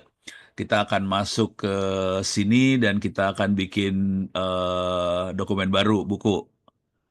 Salah. Dokumen baru. Oh, salah dokumen. Salah folder. Pantes dia komplain. Saya nggak boleh masuk situ. Itu nanti ke share soalnya di situ. Oke. Ini baru dapat daftar isi ya. Oke. Sekarang saya pengen bikin ininya doang. Cari yang topik menarik ya. Mana? Nih, penggunaan AI dalam dakwah Islam, tafsir Quran dan hadis. Nah, saya ngambil segini udah mulai. AI dalam dunia Islam, peluang dan tantangan penggunaan AI dalam dakwah Islam, ini 3 kalimat ini. Nah, jadi saya bikin kayak gini aja. Buatkan tulisan tentang ini, 3 itu. Udah. Perhatiin ini mulai panjang saya bikin ya. Kalau saya bikin beneran biasanya saya panjang sih. Panjang banget. Jadi tolong pastikan ada cerita tentang ini, cerita tentang ini, cerita tentang ini. Dan kalau bisa saya kasih panjang aja di situ. Nah, ini mulai kelihatan nih. Mulai panjangnya kelihatan. Nanti tinggal copy paste hasilnya sih. Wah, ini ngehang dia.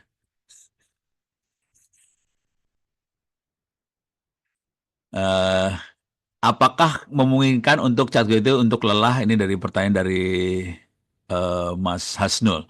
Apakah mungkin ChatGPT lelah menjawab pertanyaan? Mungkin. Lelah dalam arti ini bukan lelah nih, kelihatan dia ngehang ya. Ini ngehang loh ini. Saya ngeklik nggak bisa nih. Oh, udah mulai bisa lagi. Oke. Tadi nggak bisa diklik. Soalnya dia sambil nyari jawabannya. Oke. Tapi ini udah lumayan nih. Tapi yang keren apa di sini? Ini ada referensi nih. Ini ada referensi. Ini ada referensinya. Tapi saya bayar ya. Saya bayar $20. Jadi waktu bikin buku dia kasih referensi-referensi gitu. Dan ini juga ada referensi dan di kesimpulan juga ada referensi dari ini. Oke. Jadi oke banget sih sebenarnya.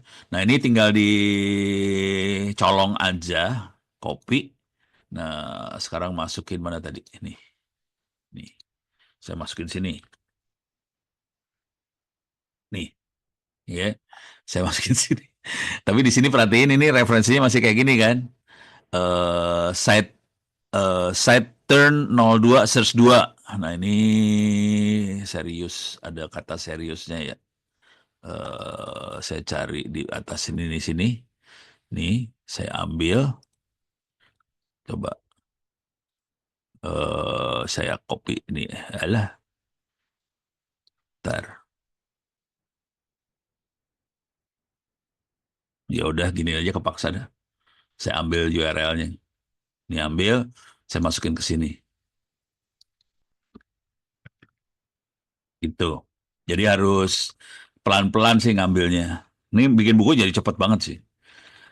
Oke. Dan ini juga kalau di Best Path Network kita bisa bikin buku mikrotik lah, data center, bisa cepet sih dengan cara seperti ini gitu ya. Kalau selelah tadi sebenarnya kelihatan sih, ini lagi ngehang waktu saya klik itu dia ngehang dia. Berat banget soalnya dia harus nyari kemana-mana dan itu ngabisin energinya lumayan, listriknya lumayan. Ini beres ya buat Mas Hasnul. Sekarang buat Mas Akhyar Lubis. Dalam chat GPT disediakan fasilitas API. Mungkin bisa dijelaskan tujuan dari API ini mungkin untuk network, apakah peran API ini. Jadi kira-kira gini, contoh yang pakai API yang lama tadi. Kalau masih ingat waktu saya di awal nerangin,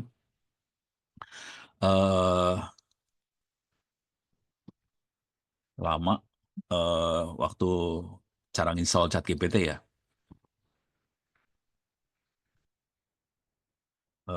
LLM. Nih. Nah, ini ada pakai lama. Sebenarnya dia akan ngomong pakai API ke si ChatGPT sih. Jadi dia bisa ngomong pakai API ke ChatGPT-nya. Tapi ini belum saya terjemahin. Belum ada waktu. Tapi kira-kira salah satu cara supaya kita bisa bikin aplikasi sederhana, kita tidak perlu puyeng kepala, bikin nginstall Olama, nginstall model dan sebagainya. Kita bisa tetap pakai ChatGPT dengan aplikasi kita ngomongnya lewat API, kemudian kita bisa jawab lumayan presisi dengan ChatGPT. Cuman jujur, ini pakai duit, bukan gratisan. Oke. Apakah, wah ini pertanyaan banyak banget ya. Kenapa jika sering bertanya, jawabannya semakin nggak jelas? Oh, ini urusannya urusan presisi tadi sih. Jadi ini dari Mas Rahardian ya, Rahardian. Kenapa jika kita sering bertanya ke ChatGPT, terkadang jawabannya sering nggak jelas? Apakah mungkin AI itu bisa semakin bodoh jika sering ditanya, apalagi yang gratisan? Kalau yang gratisan iya, bukan semakin bodoh sih. Memang diprogram supaya nggak jelas. Bukan gitu ya maksudnya. Dia emang tingkat presisinya nggak dibikin sebagus yang bayar. Konsekuensinya jawabannya bisa jadi ngaco kemana-mana gitu. Nah, kita ngerasanya kayak nggak jelas. Kalau saya, karena saya emang butuh banget, ya udah saya bayar $20 sebulan. Makanya jawabannya jadi bagus banget gitu. Karena dia akan, saya bisa pilih modelnya ini, kalau dilihat saya pakai model yang ChatGPT 4.0 ya. Bisa pilih model yang lain, ada banyak nih modelnya. Ini ada 4.0 schedule task, ada O3 mini, O4 mini high, dan sebagainya. Bisa dipilih.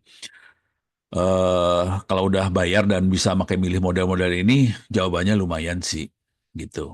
Nah, supaya jelas juga, supaya jawabannya tidak terlalu salah, main di ininya ya, main di promnya harus jago juga. Jadi kalau lagi masukin perintah, kalau saya lihat kayaknya saya butuh lagi tambahin informasi tentang apa gitu. Misalnya ini soal jaringan ya. Misalnya tentang jaringan, buatkan tulisan tentang dynamic, salah, dynamic routing. Dia akan bikin tulisan tentang dynamic routing. Oke. Cuman kalau ini terlalu umum, saya pengen yang lebih spesifik, saya bisa nambahin di perintah ini. Oh, dia lagi searching di web lagi. Pusing. Ini butuh waktu nih. Nah, kalau kita nanti butuh yang lebih spesifik, saya harus nambahin tulisan tentang dynamic routing, terutama tentang OSPF di mikrotik kayak gitu. Jadi harus spesifik banget. Dengan cara itu tulisannya jadi bagus banget. Kalau yang ini, karena ini terlalu lebar, nih bingung sendiri kan dia. ChatGPT-nya bingung. Ini udah mulai susah nih. Dia bingung dia karena terlalu lebar banget. Gitu. Ini kira-kira buat Mas Rahadian. Mas Yusuf Maulana. ChatGPT ini dia dapat referensi setiap jawabnya dari mana? Kok hampir semua pertanyaan bisa dijawab sebagai misal jawabannya benar kalau saya klik search. Tapi kalau nggak diklik search, dia itu sudah di model-model yang ini ya tadi ya, ada GPT 4.0 segala macam, mau di Gemini juga ada model-modelnya. Model-modelnya itu banyak sekali buku-buku dan tulisan dimasukin. Gitu. Makanya dia bisa presisi, dia bisa pinter. Kayaknya pinter, padahal sebenarnya enggak sih. Karena dalam model yang dimasukin memang tulisannya banyak banget. Nah, ini langsung. Ini lagi mikir ini ngehang nih biasanya. Tuh ngehang ini. Ini contoh ngehang nih. Ini saya nggak bisa klik nih. Ini saya klik tapi nggak bisa masuk ke promnya. Ini udah mulai kelihatan ngehang. Ini pertanyaan kayak gini ngehang dia tuh sampai wait. Page unresponsive. Wait gitu. Ini kelihatan ngehangnya ya. Nah, ini dari Mbak Siti Nur Indah. Pengaruh kepada kita jika ketergantungan pada ChatGPT. Bisa baik bisa jelek pengaruhnya. Yang jelek dulu ya. Yang jelek. Kalau kita terlalu naif, terlalu percaya, langsung kita percaya aja apa yang disebutin sama ChatGPT. Nah, itu bahaya. Gitu. Karena ChatGPT bisa salah. Hati-hati. Itu yang pertama, yang jeleknya. Yang baiknya gini, seringkali, saya kan sering sekali pakai ChatGPT juga ya. Sering sekali saya jadi dapat ilmu dari ChatGPT, karena dia memang database-nya gede banget. Dia juga tadi kalau saya klik search, dia akan search di Google, jadi jawabannya bisa bagus sekali. Dan bagusnya si ChatGPT, dia bisa bikin summary, dia bisa bikin apa ya, rangkuman dari ilmu yang kita tanyain. Dengan cara itu, kalau saya belajar, saya nanyanya ke ChatGPT sih, jujur. Kalau nanya ke manusia, otak kita tuh terbatas sih.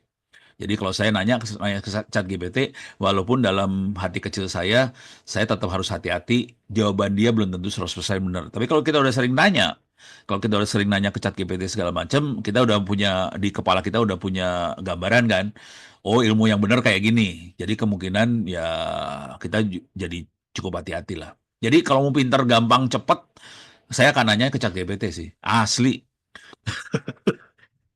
Ini dari Mas Alwiansyah. Apakah kemunculan DeepSeek AI sebagai model gratis akan mengurangi pengguna ChatGPT? Waduh, yang itu nggak tahu. Jujur saya nggak tahu dulu. Ini tadi yang ini ya. Ini kurang. Ini yang tadi ya, pertanyaan buat dynamic routing. Nah, nanti kita bisa extend dari sini. Nah, ini kita saya nggak tahu jawaban yang ini. Saya tanyain aja ke ChatGPT. Parah. Apakah kemunculan DeepSeek AI sebagai model gratis akan mengurangi jumlah pengguna ChatGPT? Oh, bagus, ini pertanyaan bagus. Gue juga kagak tahu. Kita tanyain ke ChatGPT, sama tanyain ke Gemini. Dua sekaligus ditanyain. Jawabannya gimana? Yang pasti Amerika nafsu. Berpotensi mengurangi, tapi dampaknya kemungkinan tidak akan drastis. Oke. Keunggulan DeepSeek, nawarin kemampuan yang kompetitif, terutama di bidang pemrograman matematika, biaya yang sangat rendah. Ini menarik bagi pengguna yang mencari alternatif yang lebih terjangkau. Akses gratis DeepSeek dapat menarik pengguna baru yang males bayar AI. Oke. Keunggulan ChatGPT mempunyai user yang banyak, mapan, reputasinya kuat, terus menggunakan OpenAI itu perusahaan di belakangnya ChatGPT ya. Terus ngembangin ChatGPT, fitur-fiturnya dibagusin. ChatGPT memiliki kelebihan dalam mengolah bahasa. Jadi dia bahasa kuat banget. Kalau si DeepSeek itu lebih ke programming kayaknya ya, programan matematik. Oke, beda target sih sebenarnya. Saya banyak pakai ChatGPT buat nulis. Jadi saya nggak keluar dari ChatGPT. Faktor lain, kemudahan, fitur fungsional, dukungan komunitas.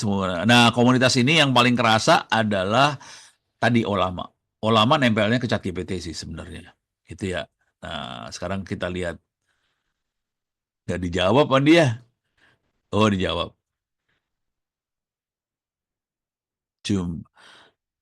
DeepSeek AI asal Tiongkok dunia DeepSeek sebagai performa sebanding dengan O1 milik OpenAI.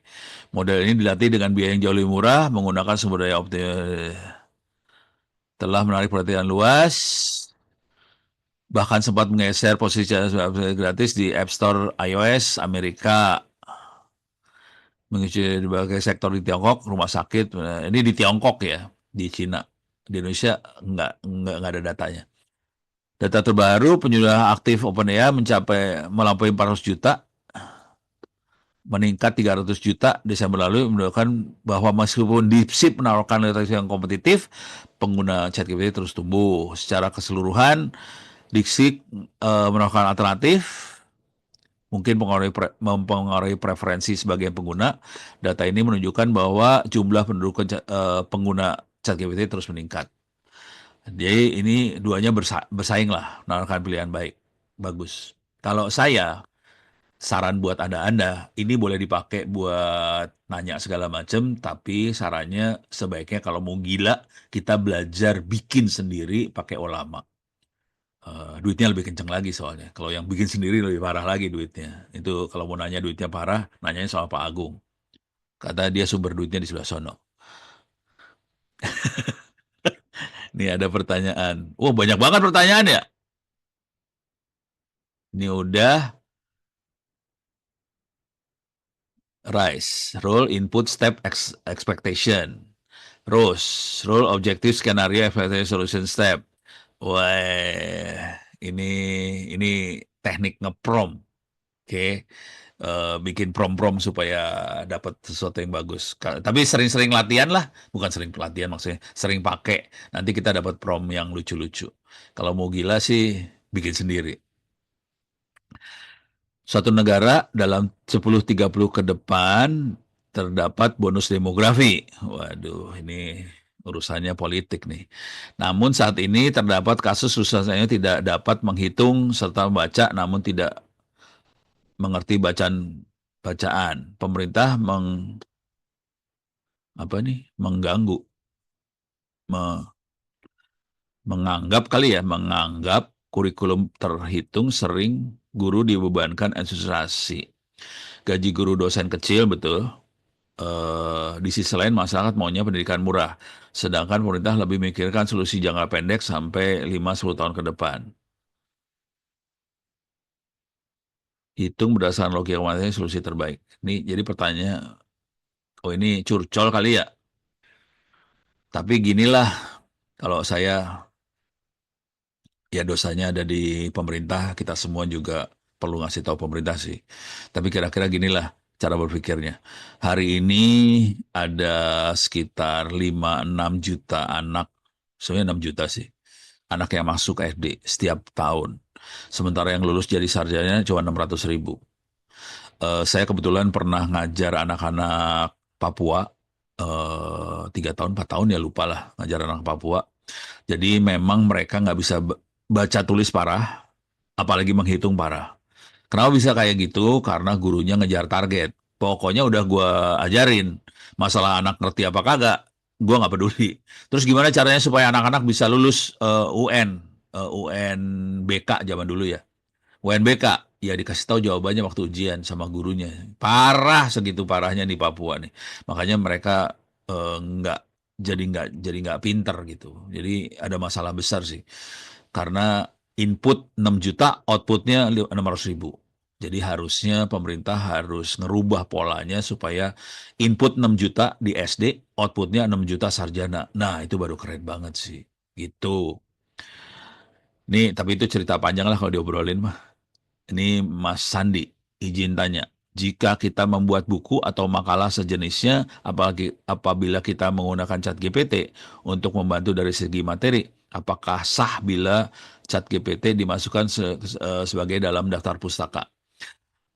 Nggak ada formatnya buat masukin ChatGPT sebagai daftar pustaka, nggak bisa. Jadi daftar pustaka harus berupa tulisan lagi atau web. Yang diakui sekarang masih web ya. Web itu yang kalau dicek URL-nya informasinya masih sama. Kalau ChatGPT dicek URL-nya pasti informasinya berubah-ubah terus. Jadi nggak bisa dimasukin daftar pustaka. Jadi ChatGPT nggak bisa dimasukin daftar pustaka, tapi ChatGPT bisa dipakai untuk membantu kita menulis buku gitu.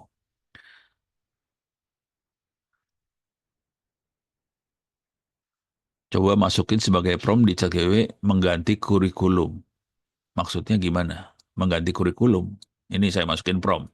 Oke. Mengganti kurikulum.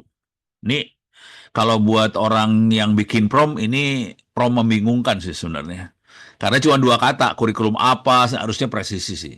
Harus misalnya, saya kasih tambahan ya, kurikulum sekolah dasar untuk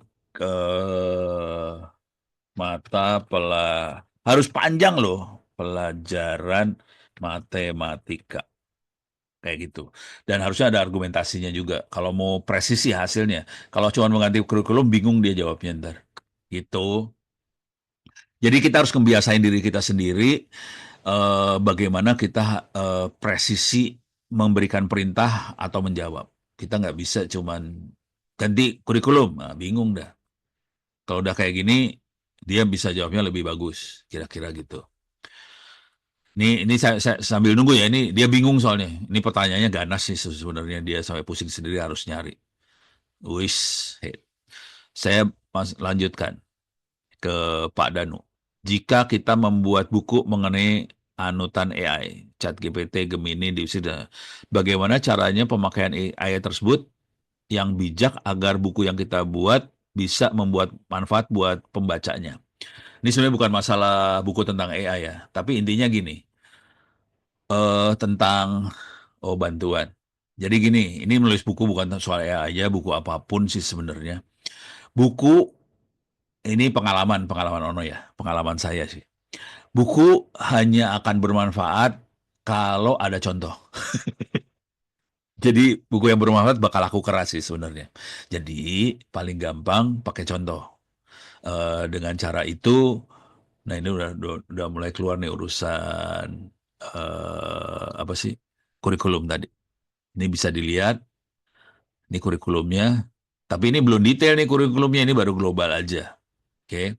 Nah, untuk nulis buku harus ada contohnya satu.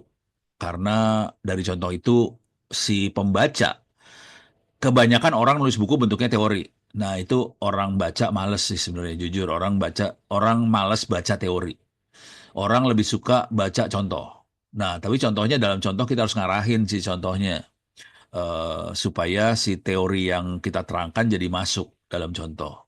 Nah, misalnya soal AI tadi ya. Ya udah, kasih contohnya gini. Buatkan subbab tentang cara membuat prompt subbab sebuah buku buku buku tentang tentang ini saya ambil ya. Oh ini tentangnya jadi 2 kali saya nulisnya. Tentang bantuan AI. Saya baca ulang nih. Tentang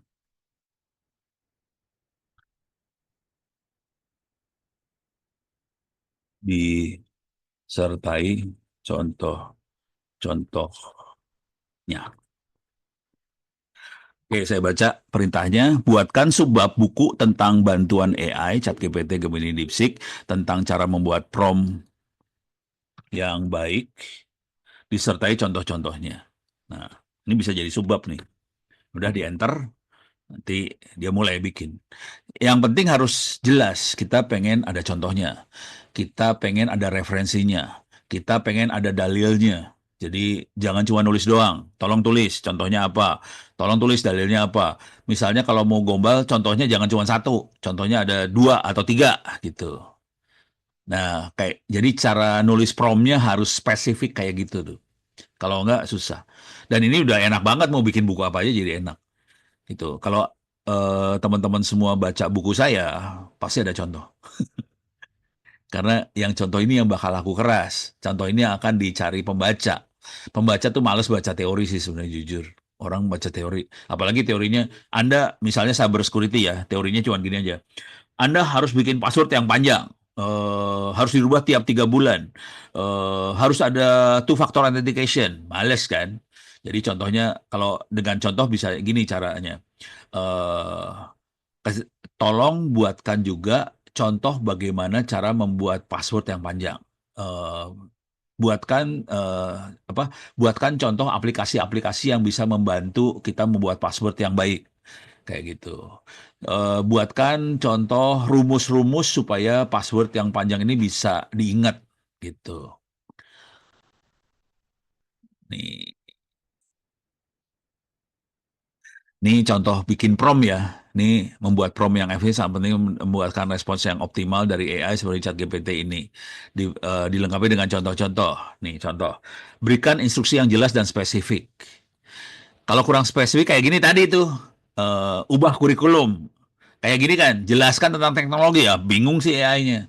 Jadi harus spesifik banget. Jelaskan penggunaan teknologi cerdas buatan dalam 5 tahun terakhir di Indonesia atau gimana kayak gitu.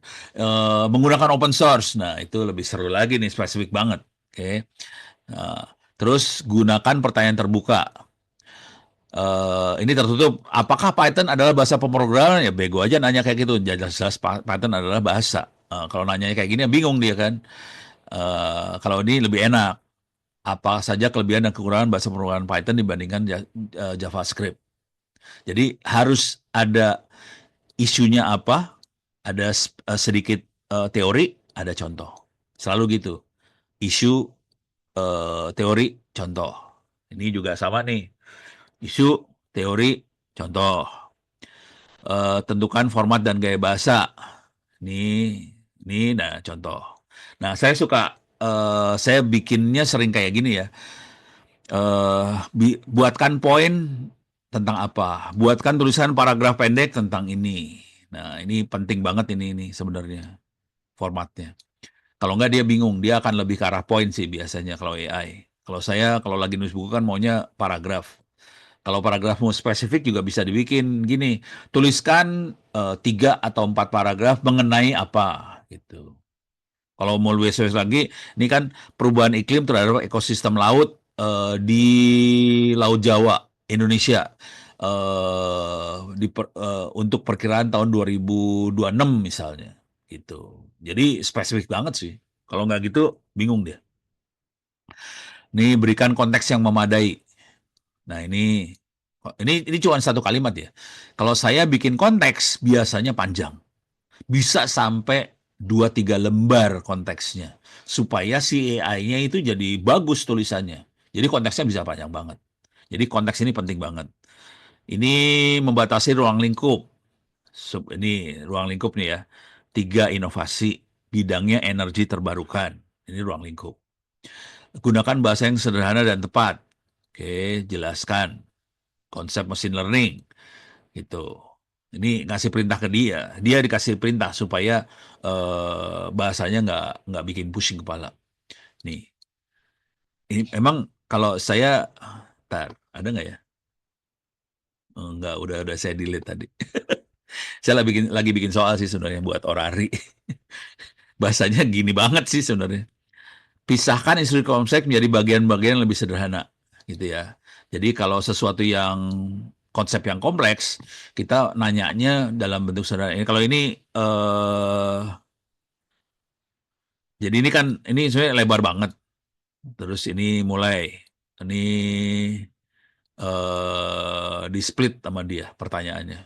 Kalau saya biasanya eh ini satu prompt, satu prompt, satu prompt. Ini satu prompt, satu prompt, satu prompt. Biasanya si ChatGPT ini prompt ini kita masukin. Ini dia masih akan mengingat jawabannya. Terus kalau kita kasih prompt kedua, dia akan pakai jawaban yang pertama ini buat jawaban lanjutan yang keduanya. Jadi ini ada 3 prompt nih sebenarnya. Ini prompt pertama dikirim, prompt kedua, ini prompt ketiga. Oke, kira-kira kayak gitu dah. Seru kan? Enak loh belajar kayak gini asli. Enak. Oke, sekarang ada pertanyaan.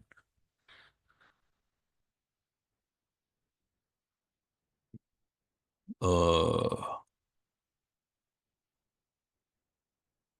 ini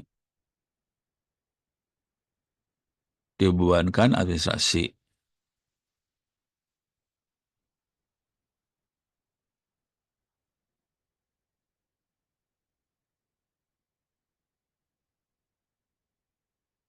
Ini pertanyaannya bingung.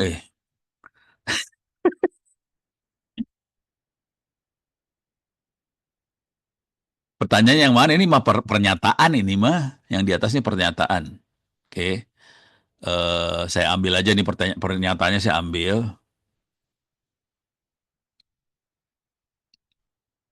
Ya, ini pertanyaannya hitung berdasarkan logika awalnya solusi yang terbaik apa gitu ya.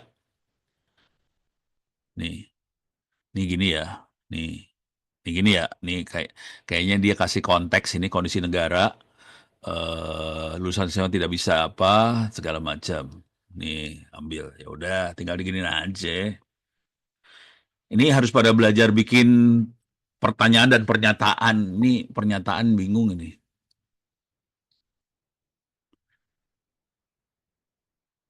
Dia search. Oh, ini pertanyaannya hidup berdasarkan logika matematika. Cari solusi yang terbaik. Oke. Ini kalau mau jujur, cara main kayak gini sebetulnya kalau lebih seru adalah kita benar-benar ngelihat data sih. Cuman ini kalau main data bukan ChatGPT, itu makanya mesin learning. Kalau mau tahu yang ini. Contoh, saya kasih lihat data beneran aja. Biar pada mabok deh lu pada. Saya masuk ke Orange, data mining, ini Orange. Saya akan masuk ke UMKM. Tar. Nih, ini contoh. Ini data beneran. Data usaha kecil menengahnya dari Kementerian Koperasi dan UMKM, datanya seperti ini. Jadi kalau mau ngitung kita nggak boleh, kalau mau serius kita nggak bisa ngarang sih sebenarnya datanya. Oke. Ini data ngarang kalau yang tadi pertanyaannya. Kalau saya datanya data beneran, udah data beneran dipakai. Di sini ada kolomnya, sebetulnya data aslinya ada sekitar 200 kolom. Data benerannya ada sekitar 13 juta data. Kolomnya ada 200. Saya cuma punya sekitar 30-an kolom atau berapa ya lupa. Ini dan saya cuma punya 1000 data. Dari 13 juta saya dikasih 1000. Di sini ada provinsi, kabupaten, kecamatan, kelurahan, modal, bulan beroperasi, tahun mulai beroperasi, jenis kelamin, disabilitas, status pengusaha, pendidikan, skala usahanya semua mikro, kategorinya apa. Nah, kalau ngelihat kayak gini bingung, asli. Jadi kalau udah ngelihat kayak gini, ini nggak bisa pakai ChatGPT ya. ChatGPT untuk nganalisa data seperti ini pusing kepala dia nggak bisa. Jadi ini udah mainnya mesin learning.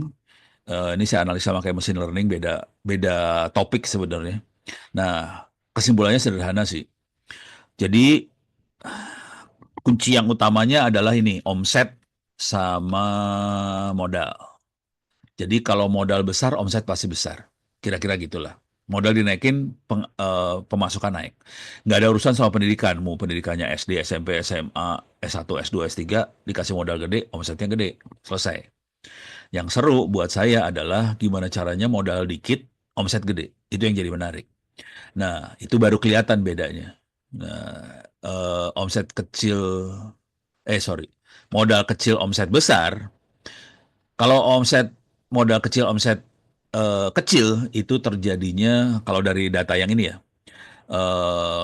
modal kecil, omset kecil itu banyak terjadi di yang pendidikannya rendah, SD, SMP, SMA. Rata-rata modal kecil, omset kecil. Nah, modal kecil, omset besar rata-rata di S1, S2. Itu modal kecil, omsetnya besar. Kenapa bisa kayak gitu? Ternyata anak-anak S1, S2 itu main di sini metode pemasaran, penggunaan teknologi. Ini kalau dilihat nih S1, S2 nih rata-rata. Yang non-digital, yang pasar biasa itu SD, SMP, SMA. Tapi kalau udah mulai pakai e-commerce, elektronik, itu S1, S2. Gitu. Mereka aja kaget waktu saya kasih lihat. Ini hasil perhitungannya, hasil klasifikasinya, ternyata menunjukkan bahwa orang-orang S1 yang bisa survive di Indonesia kalau modal kecil, omset besar. Jadi kalau mau bangsa ini bagus dengan modal kecil, omset besar, mau nggak mau semua harus bisa mencapai S1. Kalau cuma SD, SMP, SMA susah buat dapetin omset besarnya tadi dengan modal kecil. Karena yang bisa memaksimalkan dunia internet itu rata-rata pendidikannya S1 lah. Pokoknya orang pinter lah yang bisa pakai internet yang bagus. Kalau nggak pinter susah, kira-kira kayak gitu. Nah, kesimpulan itu nggak bisa didapat pakai AI biasa. Ini udah pakai mesin learning kalau udah yang ini. Gitu. Jadi ini pertanyaan yang ini sebetulnya nggak bisa nanya kayak gini aja ke si ChatGPT. Tapi kita lihat aja lah ChatGPT jawabnya kayak gimana. Ini ChatGPT jawabannya jawab legal formal sih sebenarnya. Nah, ini kan jawabannya kayak gini. Garing kalau buat saya sih. Saya nggak bisa estimasi apa aja. Ini mah, ya orang partai juga jawabnya kayak gini lah. Garing dah. Gitu. Ini kalau buat saya garing. Gitu. Karena nggak ada angkanya. Kalau mau serius, pakai angka. Gitu. Ya. Jadi kalau mau serius harus punya angka. Harus punya file yang seperti yang saya pegang ini loh. Oke, baru bisa jawab yang seserius itu. Dan saya biasanya nganalisa yang level ini ya. Kalau mau serius pengen nganalisa yang level yang kayak ginian, silahkan masuk ke folder saya share aja. Drive, ini ada PDF free ebook. Oh, salah. Eh,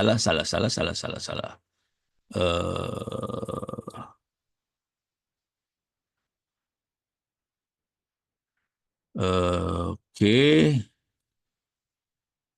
saya copy paste ininya ya, linknya.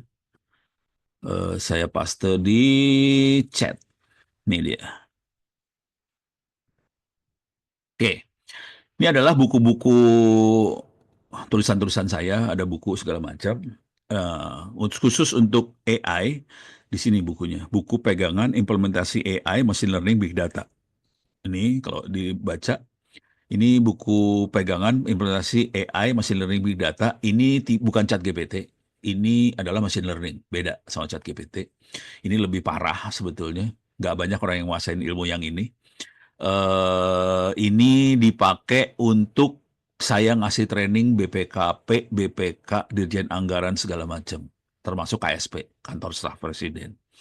Jadi mereka nggak pakai ChatGPT, mereka dari data Republik Indonesia bentuknya angka. Dari angka-angka itu dia melakukan klasifikasi dan dia melakukan perdukunan, dia melakukan forecasting ke depan, kira-kira program apa yang bisa dikerjakan di Indonesia, efeknya kayak gimana, dampaknya kayak gimana. Misalnya contoh dampak adalah berapa persen rakyat Indonesia bisa kita jadikan berubah dari ekonomi apa dari yang ekonominya lemah menjadi ekonomi yang lebih sejahtera berapa persen. Ada hitungannya, makanya persen keluarnya. Jadi ini kayak gini. Ini lumayan, ada sekitar 260 halaman. Buku beneran, serius.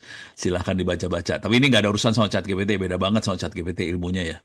Silahkan dibaca aja, ini ilmu beda banget. Oke, udah jam 8 nih. Saya harus ini masuk ke Zoom yang lain. Baik, sampai di sini mudah-mudahan bisa bermanfaat. Ya, silahkan disebarin tuh linknya. Ke seluruh bangsa Indonesia juga boleh. Mudah-mudahan bisa bermanfaat. Saya tutup sampai sekian dulu. Billahi taufiq wal hidayah. Assalamualaikum warahmatullahi wabarakatuh. Saya kembalikan pada moderator. Waalaikumsalam Silakan. warahmatullahi wabarakatuh. Terima kasih Pak Ono. Pak Ono izin kalau misalnya udah ada waktu yang udah mepet ke toko sebelah, silakan bisa Iya, lanjut ke toko sebelah.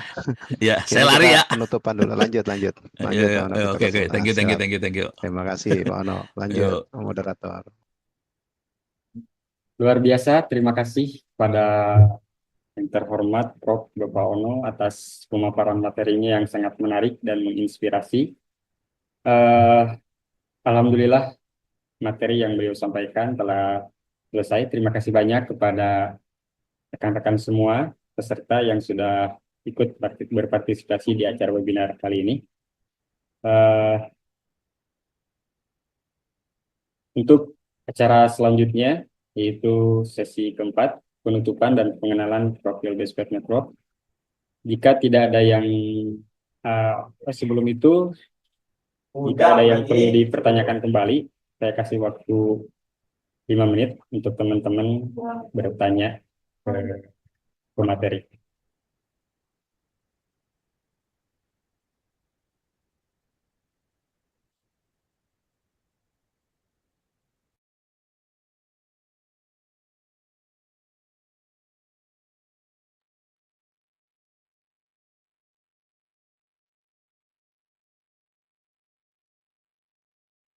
Baik, jika tidak ada yang dipertanyakan kembali, mari kita lanjutkan ke acara penutup, yaitu pengenalan profil Best Pet Network dan yang lainnya, yang akan dibawakan oleh Saudara Sandi Ramadan.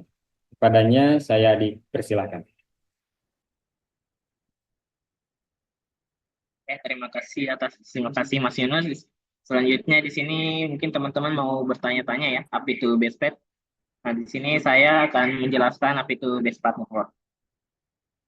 Nah, di sini kita akan membahas beberapa ya, apa itu BestPet Network, visi dan misi, apa saja spesialisasi yang kita punya, layanan apa yang kita berikan, dan kenapa memilih kami BestPet. Nah, di sini Bespat Network, di sini kami berdiri sejak 2016. Ini kita adalah perusahaan yang membawakan solusi dalam data center, network security, IT training, dan IT consulting. Nah, sisi kami di sini menjadi penyedia solusi IT yang terkemuka yang berorientasi pada inovasi, keandalan, dan kepuasan pelanggan, serta berkontribusi dalam pengembangan infrastruktur digital dan berkualitas di tingkat nasional dan di tingkat internasional maupun internasional, nasional maupun internasional.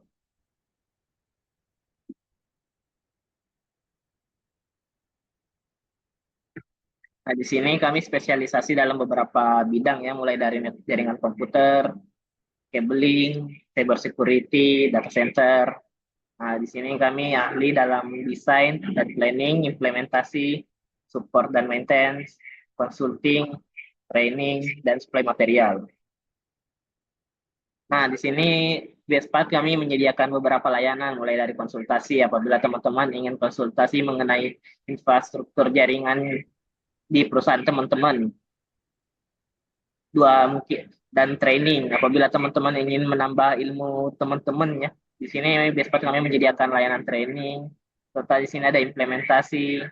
Nah, bagi teman-teman mungkin yang waktunya nggak cukup ya, nggak punya cukup waktu gitu karena sibuk, di sini Bespat menyediakan managed service. Di sini kita bisa di sini kami melayani monitoring dan maintenance apabila teman-teman sibuk dan nggak punya waktu untuk melakukan maintenance pada infrastruktur jaringan teman-teman.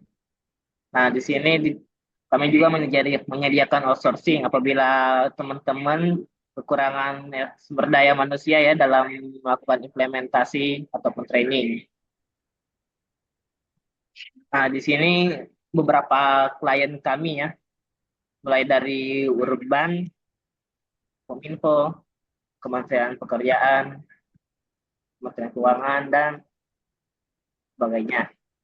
Nah, di sini kami sudah training sudah melayangkan. Di sini kami melakukan training mulai dari segmen routing MPLS di Singapura, segmen routing versi 6 di Singapura, MPLS di Malaysia, training CCIE, service provider di Telkomsel, data center facility di Malaysia, serta MikroTik INSS di Timor Leste. Di sini ada dokumentasi dari maintenance dan implementasi kami ya di sini. Nah, di sini juga outsourcing beberapa tim kami outsourcing di PINS, Metrocom Global Solusi, dan Triconet. Nah, di sini kenapa teman-teman harus memilih kami Bespat? Di sini kami sudah berpengalaman. Kami sudah berdiri sejak 2016. Jadi kami sudah berpengalaman dalam bidang IT networking ini. Nah, di sini kami menawarkan solusi bagi perusahaan teman-teman. Nah, di sini juga kami terpercaya karena kami terpercaya karena berdasarkan dokumentasi tadi kami sudah bekerja dengan beberapa instansi pemerintahan ya. Di sini di Bespat juga kami lumayan ahli di beberapa bidang, di beberapa vendor ya, mulai dari Fortinet, MikroTik, A3C, Juniper, 3G, Cisco, dan Huawei. Nah, di sini ada beberapa klien kami yang pernah kerjasama dengan kami, mulai dari BSSN, Polri, Mabes, Kominfo, Pertamina, dan sebagainya. Nah, karena yang tadi ini agensi pemerintahan, di sini yang swasta. Di sini yang swasta mulai dari Fujitsu, Cis Indocom, Kia, Dana, dan sebagainya. Nah, di tim kami di Bespat sudah ahli semua ya, sudah memiliki banyak sertifikasi. Ada yang mulai dari CCNA yang dasar hingga CCIE yang tertinggi. Nah, selain Cisco, di tim kami juga sudah memiliki sertifikasi di vendor-vendor lain dari MikroTik, Juniper, Fortinet, Aruba. Nah, mungkin teman-teman yang ingin kontak kami bisa kontak di sini ya. Bisa mulai dari nomor telepon, website, email, atau mungkin teman-teman dekat atau mau mampir bisa mampir di alamat kami ya, di Jalan Lombok 2, 154 ke Rumah 1, Kota Tangerang. Nah, di sini bagi teman-teman yang mungkin ingin mendalami ilmu ya, di sini Bestpad kami mulai menyediakan, di sini kami Bestpad menyediakan buku ya. Contoh di sini ada buku SPF. Nah, bagi teman-teman yang ingin menambah ilmu tentang routing SPF, di sini kami menyediakan bukunya. Nah, teman-teman bisa pre-order buku ini, 100.000 per buku. Nah, benefit yang teman-teman bisa dapatkan di sini mulai diskon dari 10% dan gratis ongkir sampai di rumah. Nah, bagi teman-teman yang berminat buku, bisa kontak ke nomor kami ya di sini, atau email kami di sini. Nah, selain OSPF, di sini kami juga menyediakan buku mengenai segmen routing. Apabila teman-teman yang minat mempelajari segmen routing MPLS ya. Dan juga untuk di sini kami menyediakan buku yang materi dasar, yakni buku CCNA ya. Apabila teman-teman baru terjun ke dunia IT atau mungkin teman-teman ingin mempelajari ulang dasar-dasarnya ya CCNA, ini kami menyediakannya. Nah, di sini bagi teman-teman yang ingin misal menambah ilmu juga ya, selain dari buku, di sini kami sediakan training mulai dari Cisco, Mikrotik, Juniper, Huawei, H3C, Aruba, Luigi, Rakes, dan Comtia.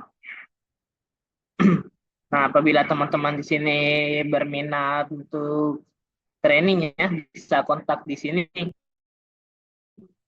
di email kami ataupun di nomor HP kami di sini.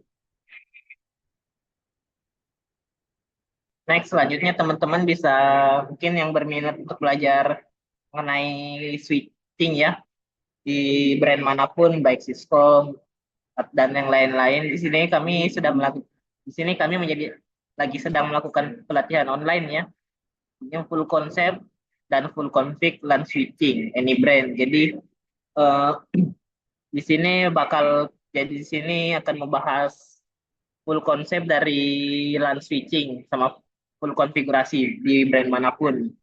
Nah, pemateri di sini juga Bapak Daniel Wiyoto juga selaku CEO kami Bestpad Network, serta co-trainer di sini Mas Aldi Arya Saputra ya. Nah, di sini teman-teman bisa menambah wawasan teman-teman ya mengenai LAN switching di sini. Nah, di sini teman-teman hanya perlu investasi ke pelatihan kami di sini seharga 500.000 saja ya. Nah, di sini kami menyediakan garansi bagi apabila teman-teman merasa kurang atau tidak pantas, di sini kami menyediakan garansi paham atau uang kembali. Jadi teman-teman dijamin pasti paham gitu. Nah, untuk besok dan teman-teman nantikan saja besok. Besok ada webinar lagi ya di jam yang sama, yaitu jam 6 sampai selesai dengan pemateri kita Bapak Danu Wiyoto, dengan materi yang akan dibawakan yaitu membangun infrastruktur pusat data. Nah, teman-teman di sini jangan kelewatannya dalam webinar selanjutnya. Mungkin itu saja dari saya. Saya berikan lagi ke host kita ya, Mas Yunus. Terima kasih banyak kepada Sandi Ramadan atas pemaparannya. Dengan ini berakhirlah webinar kita pada pagi hari ini. Terima kasih kepada seluruh pemateri, pembaca doa, dan seluruh peserta yang telah berpartisipasi. Semoga apa yang telah kita dengar, lihat, dan baca dapat menjadi ilmu yang berkah dan bermanfaat untuk kehidupan kita. Saya Yunus Maulana selaku host beserta seluruh panitia webinar pamit undur diri. Mohon maaf bila ada salah dan kekurangan ke depannya kami perbaiki. Sekali lagi kami informasikan jangan lupa hadir pada webinar selanjutnya ya esok yang mana akan dibawakan oleh Bapak Danu Wiyoto. Terima kasih, sekian. Assalamualaikum warahmatullahi wabarakatuh.